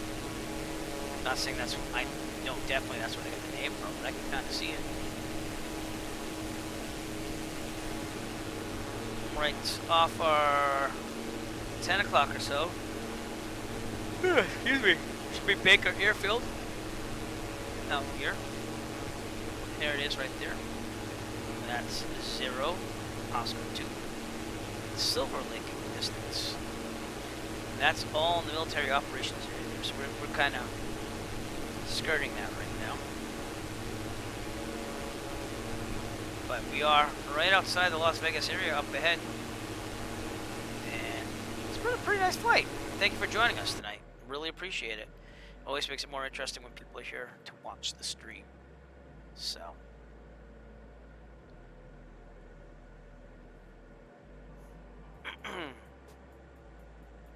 See where these winds are coming from right now. Wind option. I like option 3. Yeah, we have a tailwind. 242, 17 knots.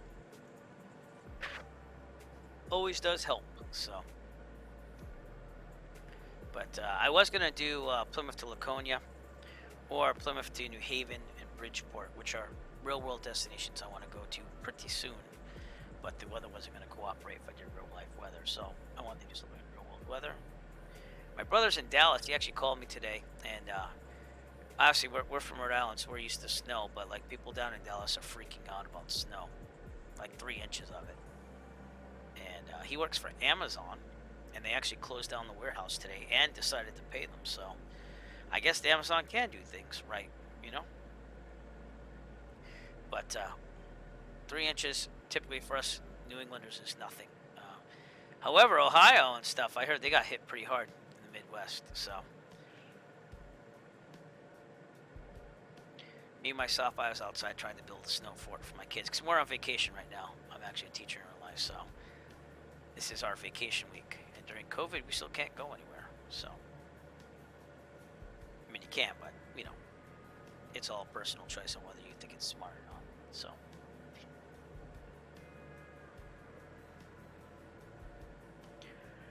But alright, looking pretty good. Excuse me while I do a stretch here. Oh, man. It's looking pretty good. Again, never flew over desert before in real life, but this is what it looks like. Hey, man, it looks really good. Really, really good. I got someone out there for VATSIM traffic. Don't know who that is, but someone's out there. That's what VATSIM traffic looks like in Microsoft Flight Simulator. It's like real life. You gotta look at the lights, nav lights, stuff like that. So,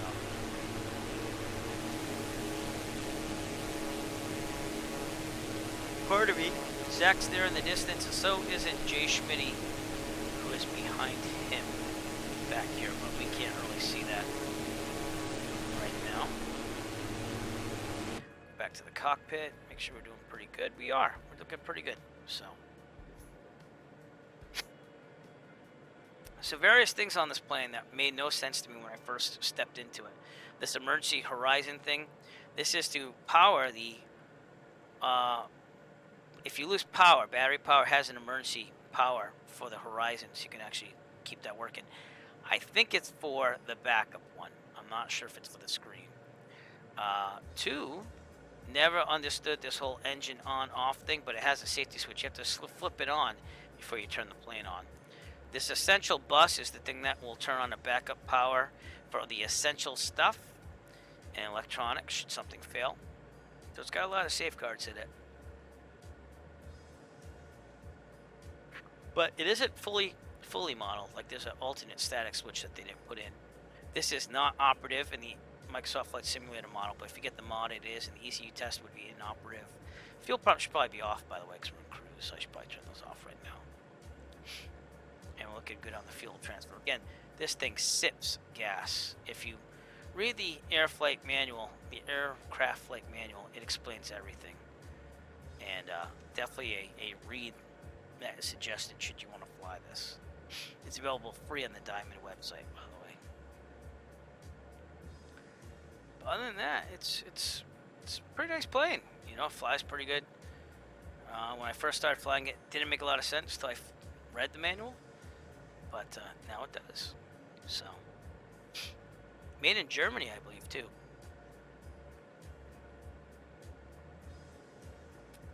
But we'll be starting a descent soon. We just have to get past Clark Mountain first, which is at a peak of 7,900 feet. Just make sure we're really good. And then start a descent down for Vegas.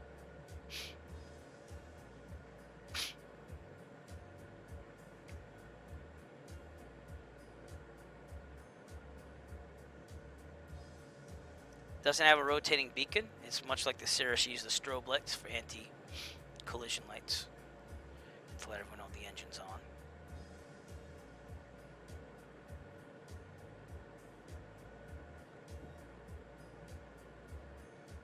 And I don't think it has air conditioning, unlike the Cirrus. So I can't even imagine a plane with air conditioning in it.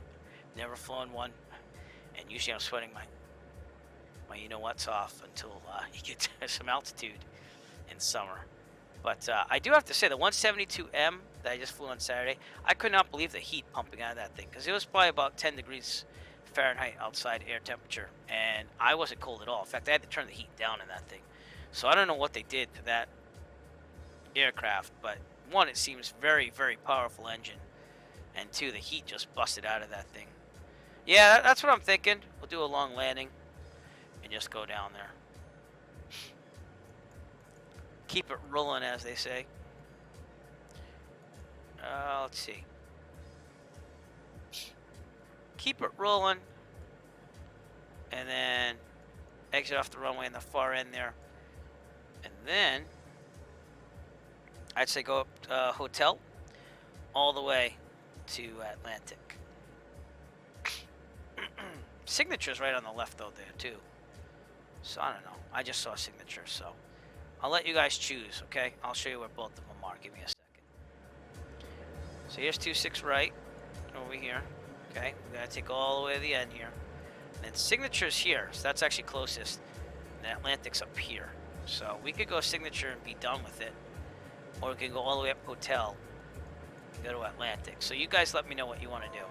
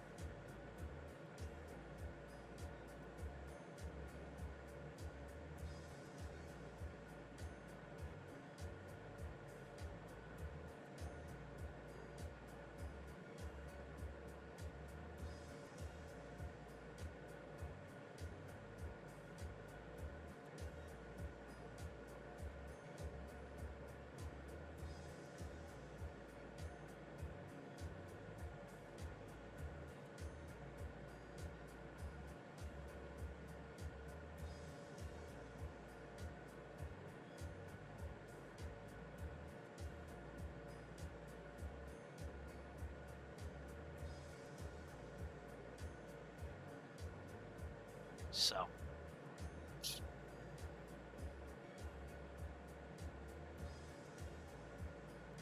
All right, we are over the Mojave National Preserve, and Route 15 should be somewhere around us too.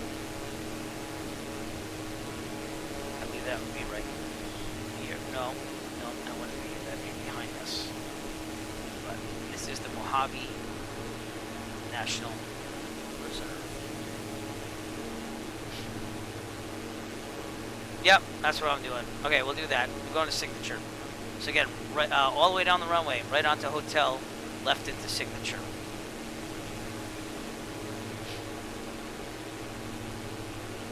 In real life, I'd probably never fly into Las Vegas International. I'd probably go for, is it Henderson? No, North Las Vegas Airport is where I'd go.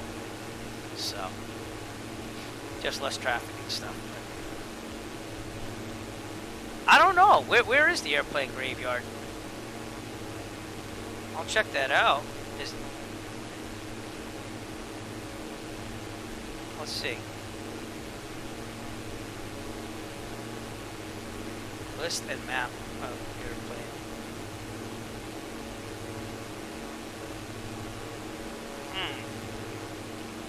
Mojave Air and Spaceport.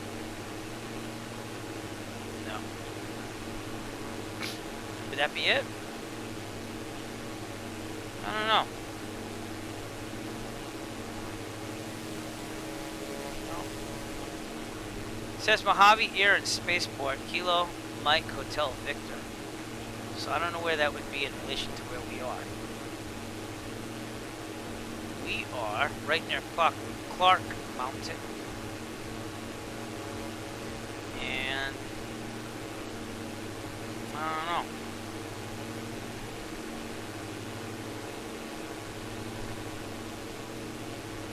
Interesting. You know what? We'll have to make that a flight someday. But see if I can get it on here. See where it is. Position us.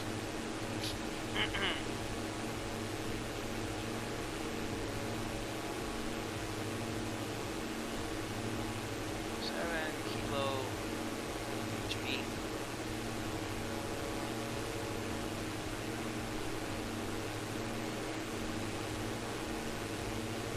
Well, the spaceport, I don't know if that is where it is. That is more to the west of us right now. So I don't know. We'd have to look into that, but... Alright, now that we're at Clark Mountain here, we're going to descend down to pattern altitude slowly.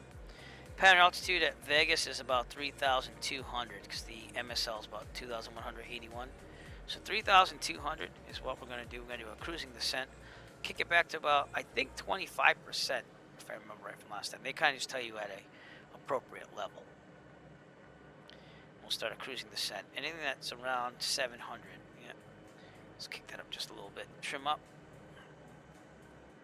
700 feet per minute or so is where I want it.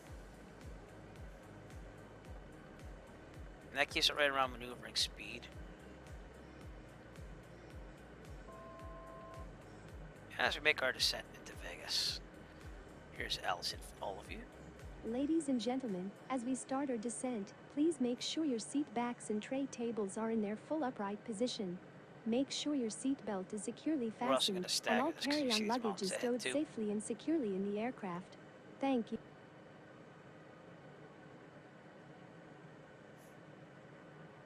No, she got cut off. I don't know what happened there, but we'll go with it. And we're about 14 and a half minutes out from Las Vegas, according to my electronic flight back here, so.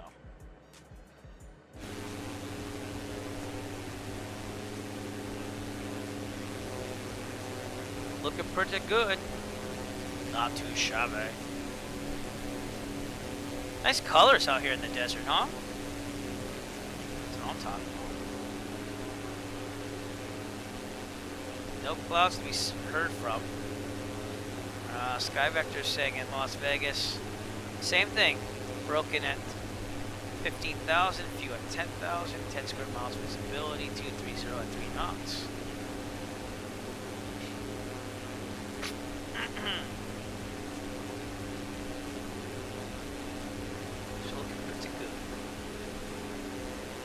this area?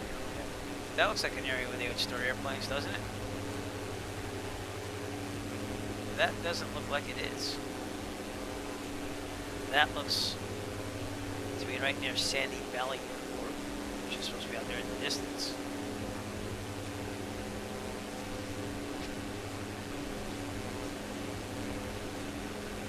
Very interesting. Still wondering what the heck that thing is. It says there's a dry bed lake on the sectional, but I don't know. It's interesting, whatever it is. Alright, slow descent, because we do have some peaks up ahead that are at 5,000, so we don't want to go lower than 7,500. So let's trim up, put the speed up here a little bit.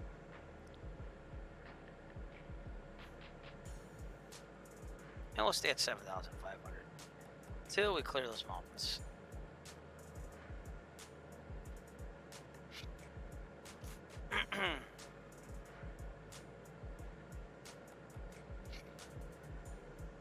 Oh, there are those clouds. Right on time. Let's see what Rex Weather Force is telling us. Yep, they got the Las Vegas.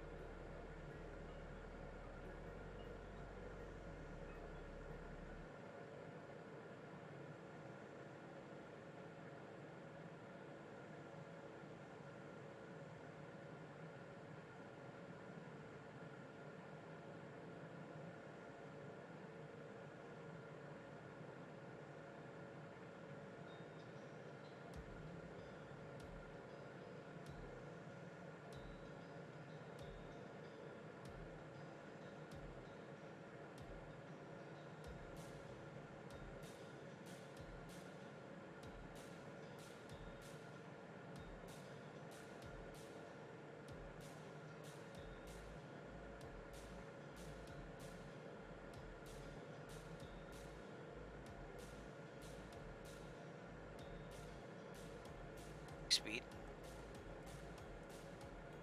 Oh, okay. Can't hear me at all?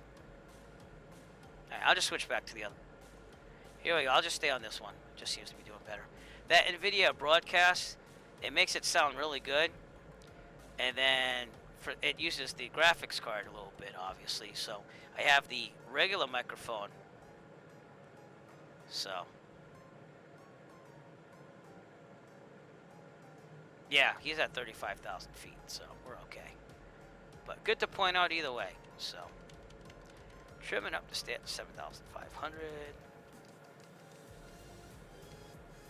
Just gonna turn towards the airport more. That might help. Looks like Microsoft Flight Simulator, we have some traffic there. I'll give you that. So it'd be cool if they put the VAT sim traffic in here too, but they don't. Because this is what ADSB could kind of look like. I don't know what it looks like in the G1000. I guess it looks like that, but on the GNS 430 and the 530, it's like these little diamond shapes, and then it shows a line where they're going from or to. I can't remember, but it's quite explainable when you see it in real life. So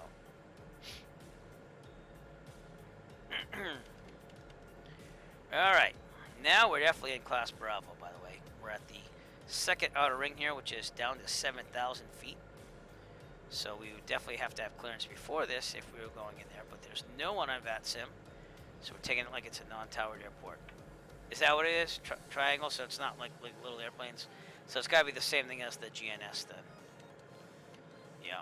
On my EFB with the receiver I have, it shows like a blue dot, and it turns red and pink according to how close they are. So if it's red, you got to really watch out. If it's pink, you got to be cautious. And if it's blue, they're kind of farther away from you. Well, probably it's the same on all G1000s, I'm thinking, you know. But I really dig ADSB. I'm glad I bought that receiver. Because in the 152, obviously, we don't have anything but the out. We don't have the in. So that receiver, I carry it with me wherever I go, and it goes right Bluetooth to my tablet, so I can see everything. Kind of like a Stratus, but I bought the dual. Can't remember what they call it. It's made by the Dual company. It serves as the GPS for my tablet, because I don't use the GPS in the tablet if I'm using that. It's kind of like a backup. So, but the Avera app's also on my phone, so should my tablet ever like die, I think I got it on sale for like $250, but they retail for like $400. So, ADSB out is required when you're going into class. I think it's Bravo and Charlie. We're right around the Boston area, so like my flight school has ADSB out, which means you send a signal out from the plane. But as far as receiving it, that's not required. Just sending a signal out with your call sign and information and altitude and stuff like that is required around certain airspaces.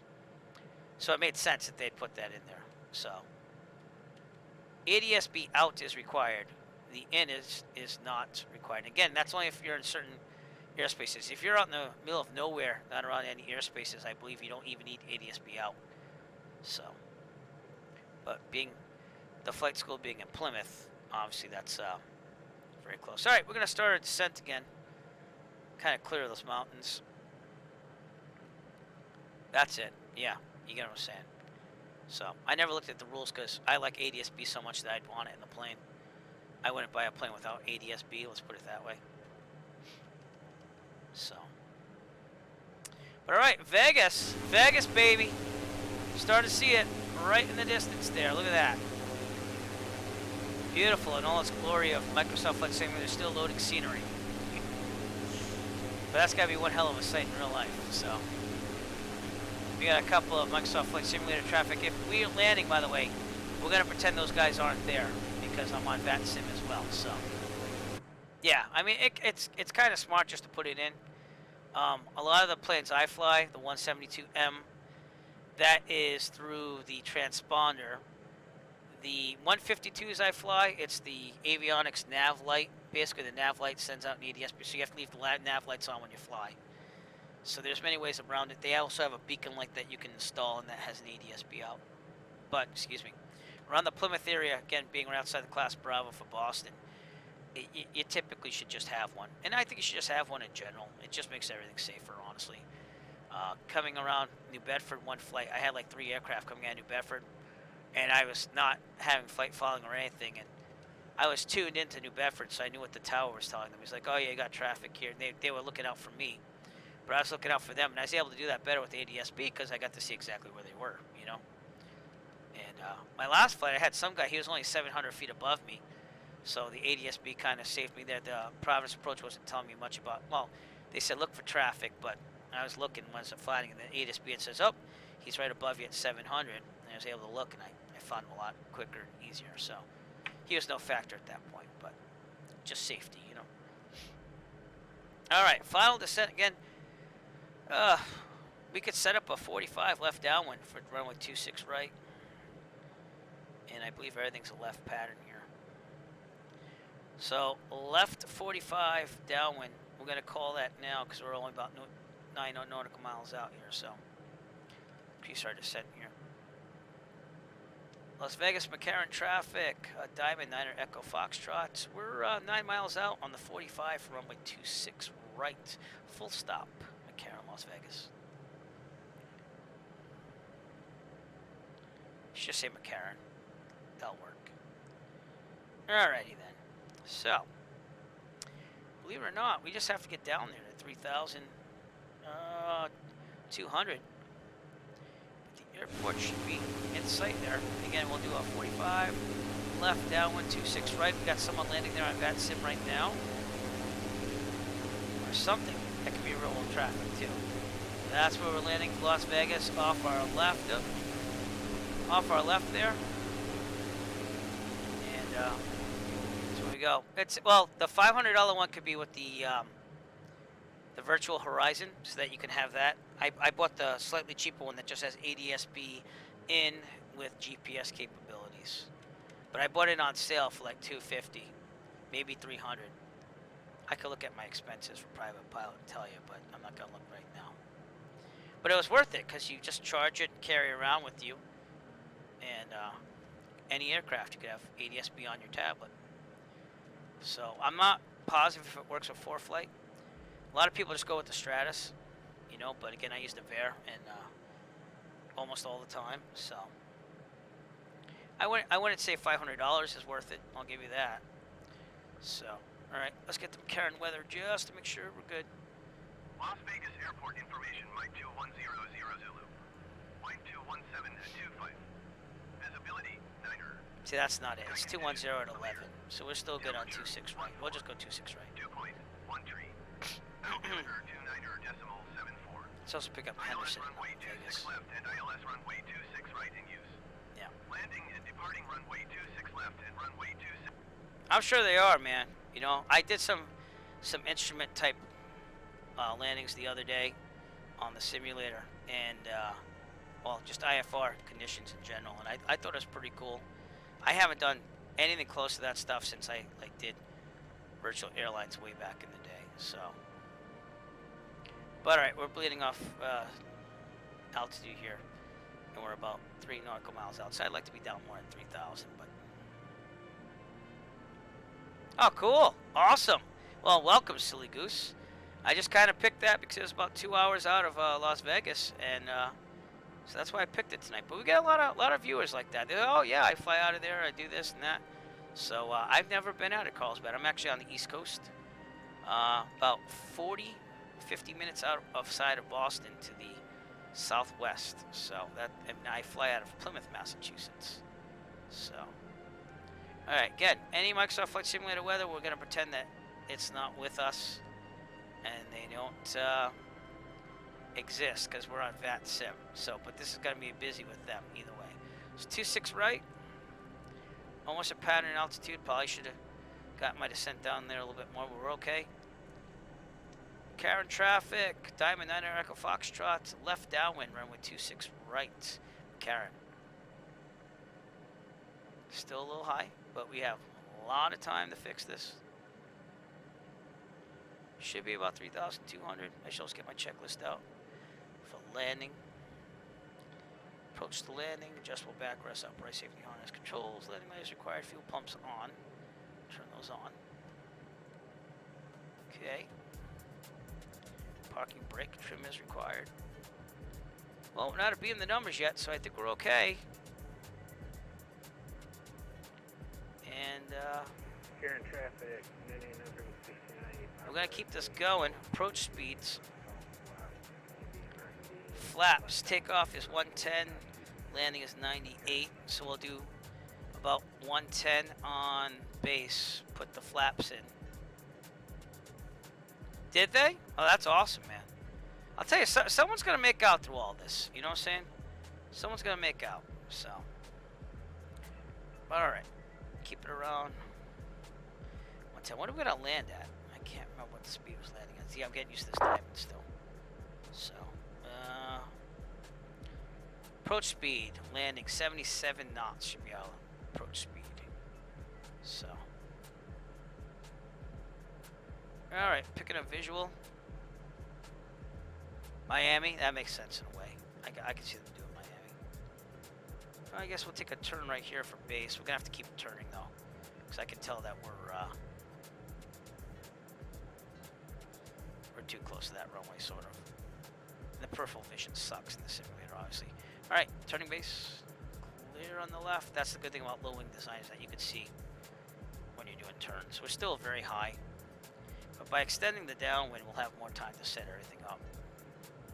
So. And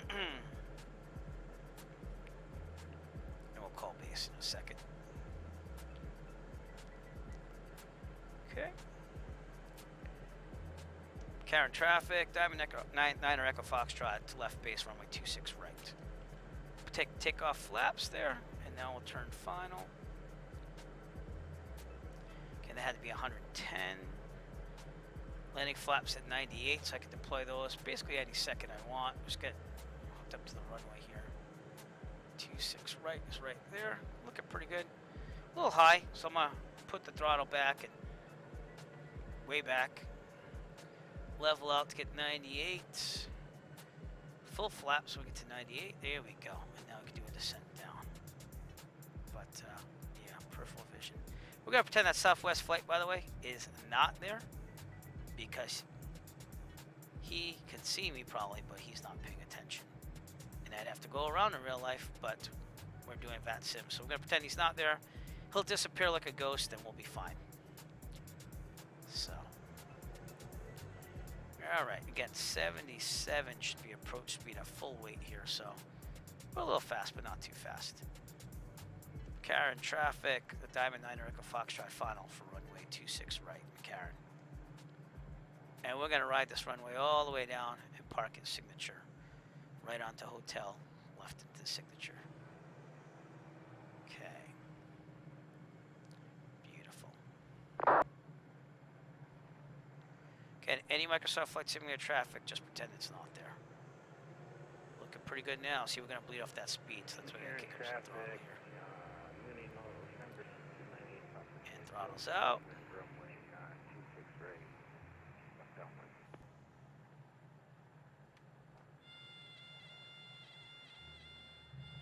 There we go. Not bad. Not bad in the landing. Okay, we're gonna ride this all the way down. All the way down. That aircraft in the pattern from McCarran, where are you in relation to the pattern? Mooney 98 poppers on a left downwind for runway 26 right, just past midfield. Roger. Just wanted to know, I'm taxiing down the runway as we speak. Echo Foxtrot. Oh, roger that. I have the insight. Didn't want him to be on final, and then I'm like taxiing. Oh, look at that. See, he didn't see me. In real life, honestly, he probably would have been told by air traffic control to hold short, let me land. That's why you have air traffic control at busy airports like this. So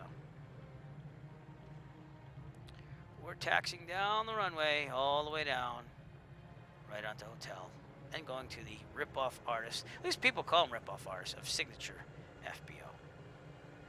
So get my airport diagram out here just to make sure I'm in the right place here. Yes, we are. We still are about 40% of the runway left here, so it is a huge runway. Probably again due to the heat, it's going to have longer takeoffs and landings, thanks to less density and pressure, stuff like that. So, yeah, oh, definitely, yeah. McCarran traffic, Mooney 908, Papa's turning left base runway 26 right, McCarran. Yeah, see, I still have another 30% of the runway to go here, so that's why I'm booking it.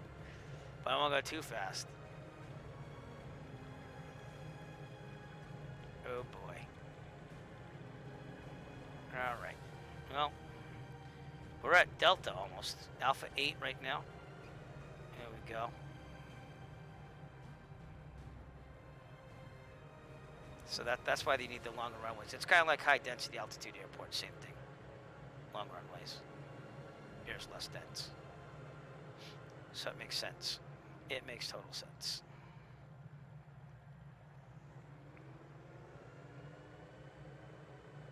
This is also why we have ground, because, you know, they make sure there's enough separation between everybody. All right, aerodynamic braking works pretty good with the mod. Gotta give it to it. I'm gonna take a right over here. And I will call clear the runway as soon as I'm clear the... Oh, wait, no, that's on another runway. Crap, I'm supposed to go head forward again. All right. We're okay.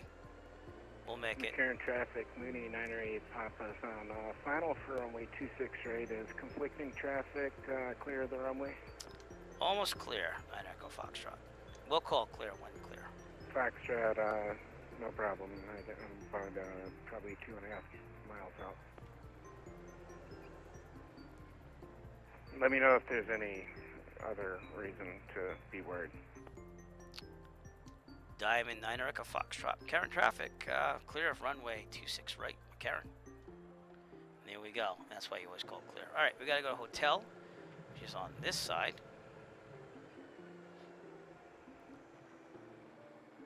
And signature, I believe, is this right over here. So the parking should be right over there. So.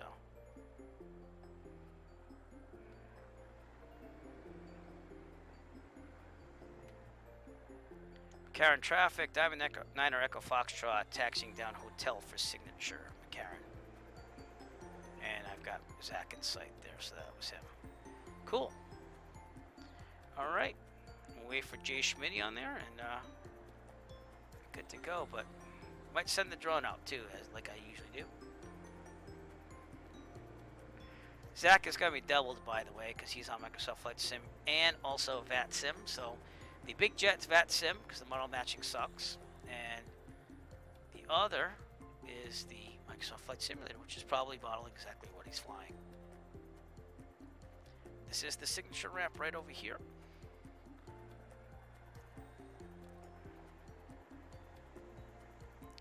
Wonder how much fuel is here. I'm gonna check that out after. So this is where you always get the big laugh. All right, you ready for it? At signature, Jet A, which is what this takes, would be $6.15 a gallon. All right. Now, 100 LL would be $8.52 per gallon. And that's when other airports, you know, just small general aviation airports, could be like $4 and change a gallon. So they're almost double.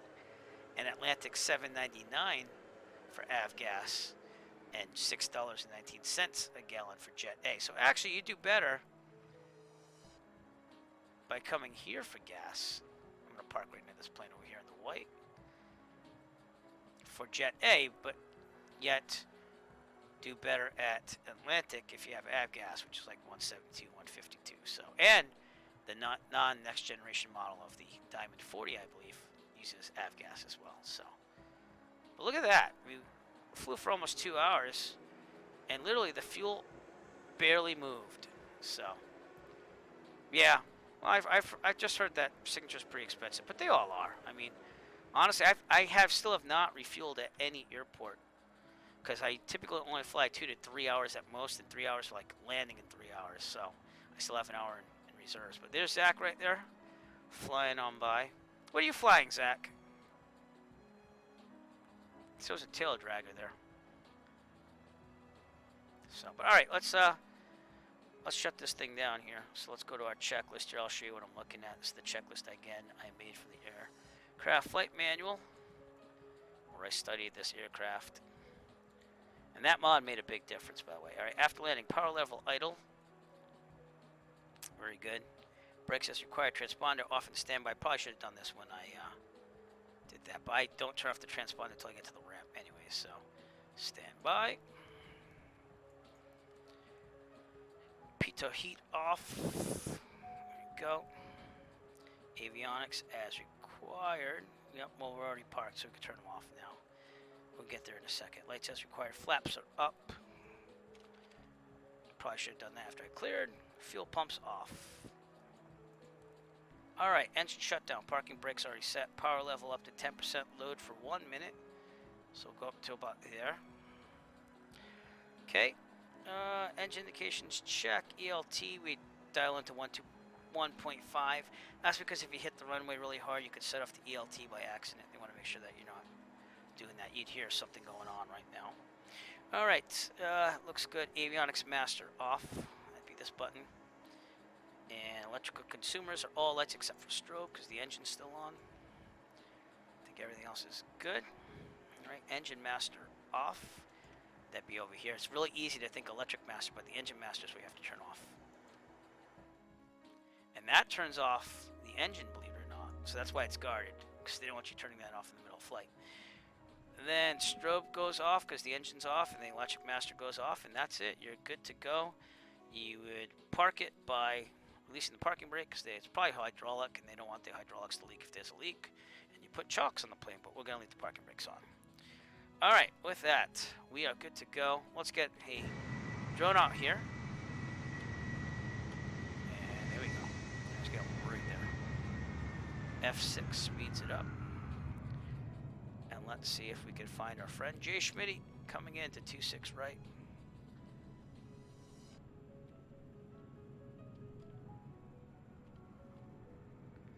A lot of traffic here on Microsoft Flight Simulator, so.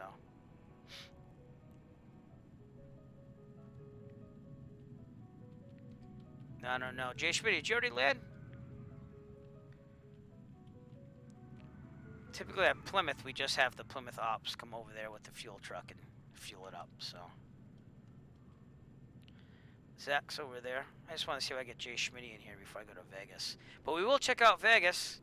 And by the way, we have arrived in Vegas. And while I would love to play Viva Las Vegas, it's probably going to hit me with a copyright strike if I do that, so. Viva Las Vegas. Viva Las Vegas. That's probably all you're going to get. I feel like a lounge act right now. Alright, so Jay Schmitty, parked next to you. Alright, you already came in. Alright, good. Sorry, I was going to try to get your landing. Alright, so there's Zach and Jay Schmitty with us. Take a little trip into... Let me just turn off this checklist here. There we go. And again, the model matching, don't go by the big jet. Zach and Jay Schmitty right there. Parked right next to me. Let's go down the strip here. Slow it down a little bit. There we go. Places I've stayed. I stayed at the Excalibur, which is past this Mandalay Bay, but this is famous for boxing and stuff like that. The Luxor, which seems to have the beams coming out of it. Here's the Excalibur. I actually stayed there with my in-laws and then my then fiance, who's now my wife, back in 2000. Did I say 6? Yeah, I think it was 2006. So, but it hasn't changed much there. The Flamingo, which I don't think exists anymore, used to be around here though, I think too, because I remember going there and it was pretty cool because it was like a classic one, but I think they tore it down and they built something else there. Here's New York, which is cool. That roller coaster right there is awesome to ride on. It goes inside the casino and out, so it's really cool. It'd be cool if they could model that, but obviously they're not going to. But definitely something to do when you're in Vegas. MGM is a nice casino, honestly. Not that I stayed there, but I actually played some games there. Never really hit a lot of money in Vegas, though. This is very much just newer stores, but there's always a marketplace there. So, over on our left here, we have the Monte Carlo. Never went in that casino at all, so I can't tell you much about it. But New York was cool. That was a good casino, too, to play at. Dope. That must be the Hard Rock Cafe. I think I went there when I went to Vegas. So, Stratosphere's at the end. Yeah, it's at the end of the strip. So, Don't remember that big skyscraper. So it's changed since 2006, obviously. So, Aria, never been there.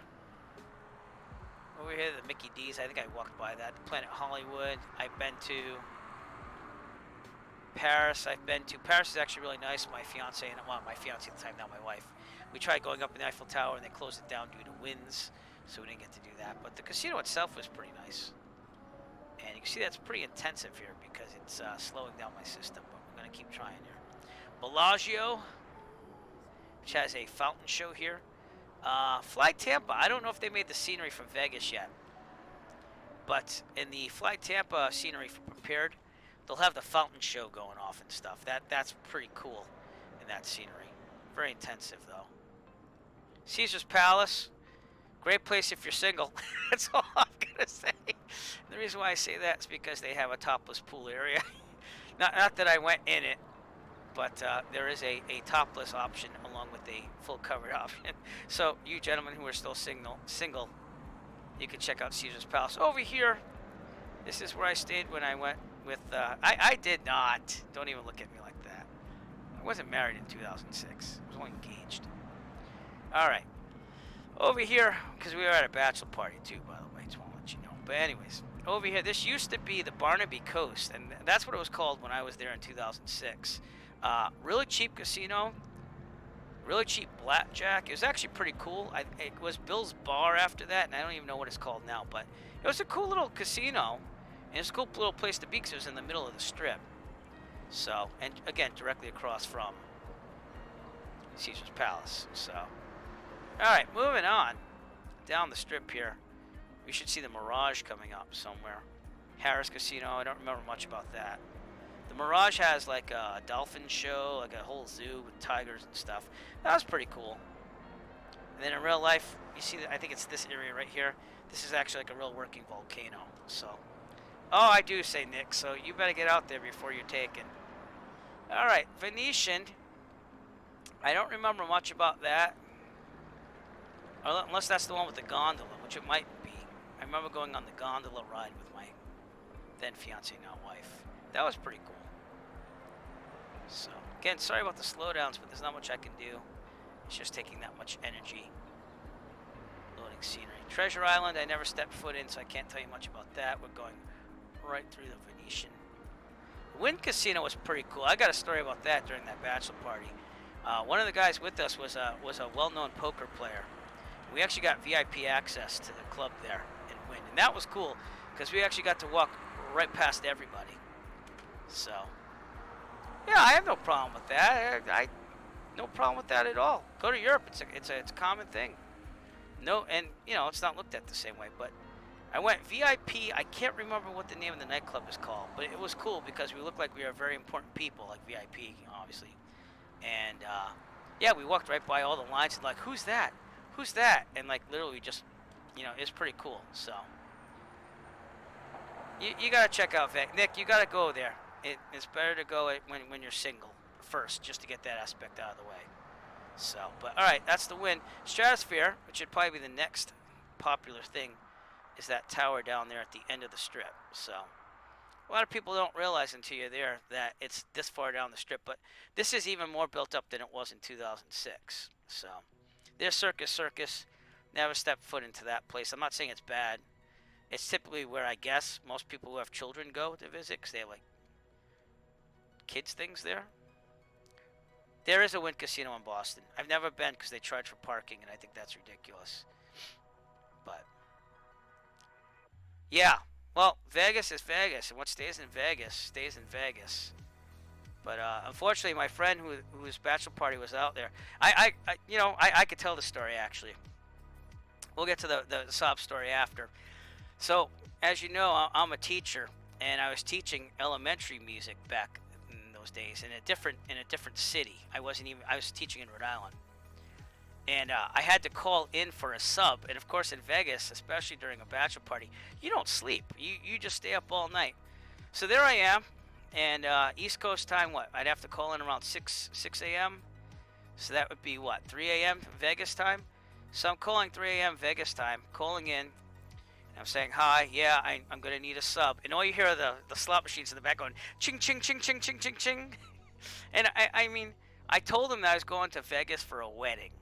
So it's understandable. They couldn't really get, I mean, it was for a wedding. It was the bachelor party of the wedding.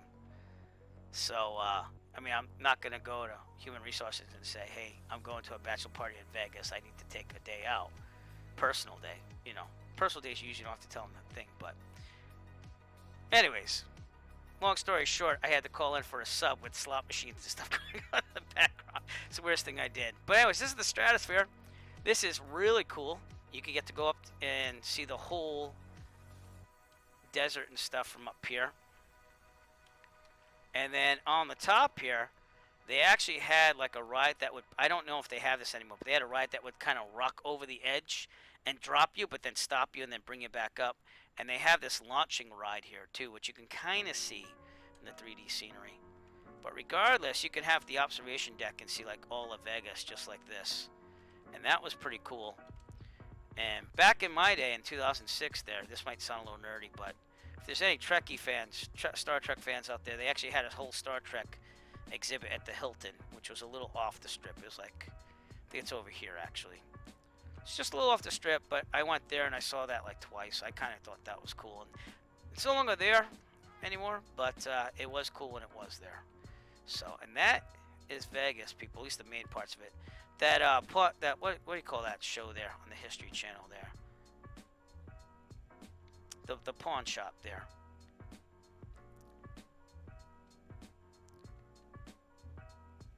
Oh, no, we were good. We were good. In fact, you know, I was just trying to get the plane shut down, and I was going to try to look for you. But that show there, that pawn shop show, it's actually down the strip here a little bit. I can't remember where the building is. But it's down here somewhere. And then the old part of Vegas is down here, too, with like the, that little archway and stuff. Pawn Stars, yeah. So that's down here, too.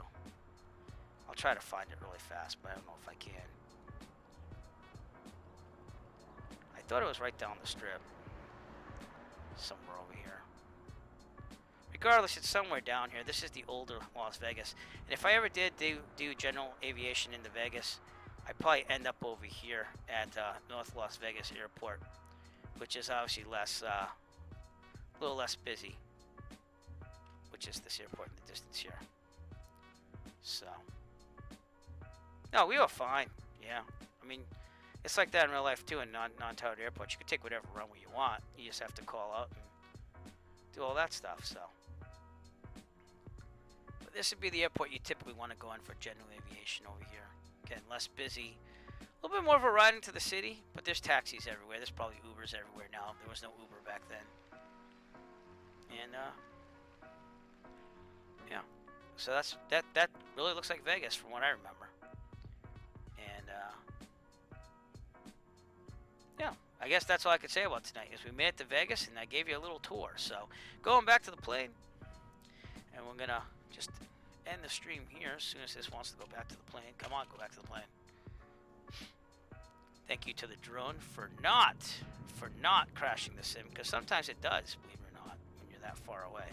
So, but anyways, just want to say thank you so much, especially to the man, the myth, the legend, Dane Flats, for rating the stream right at the beginning. Gave me 40 people.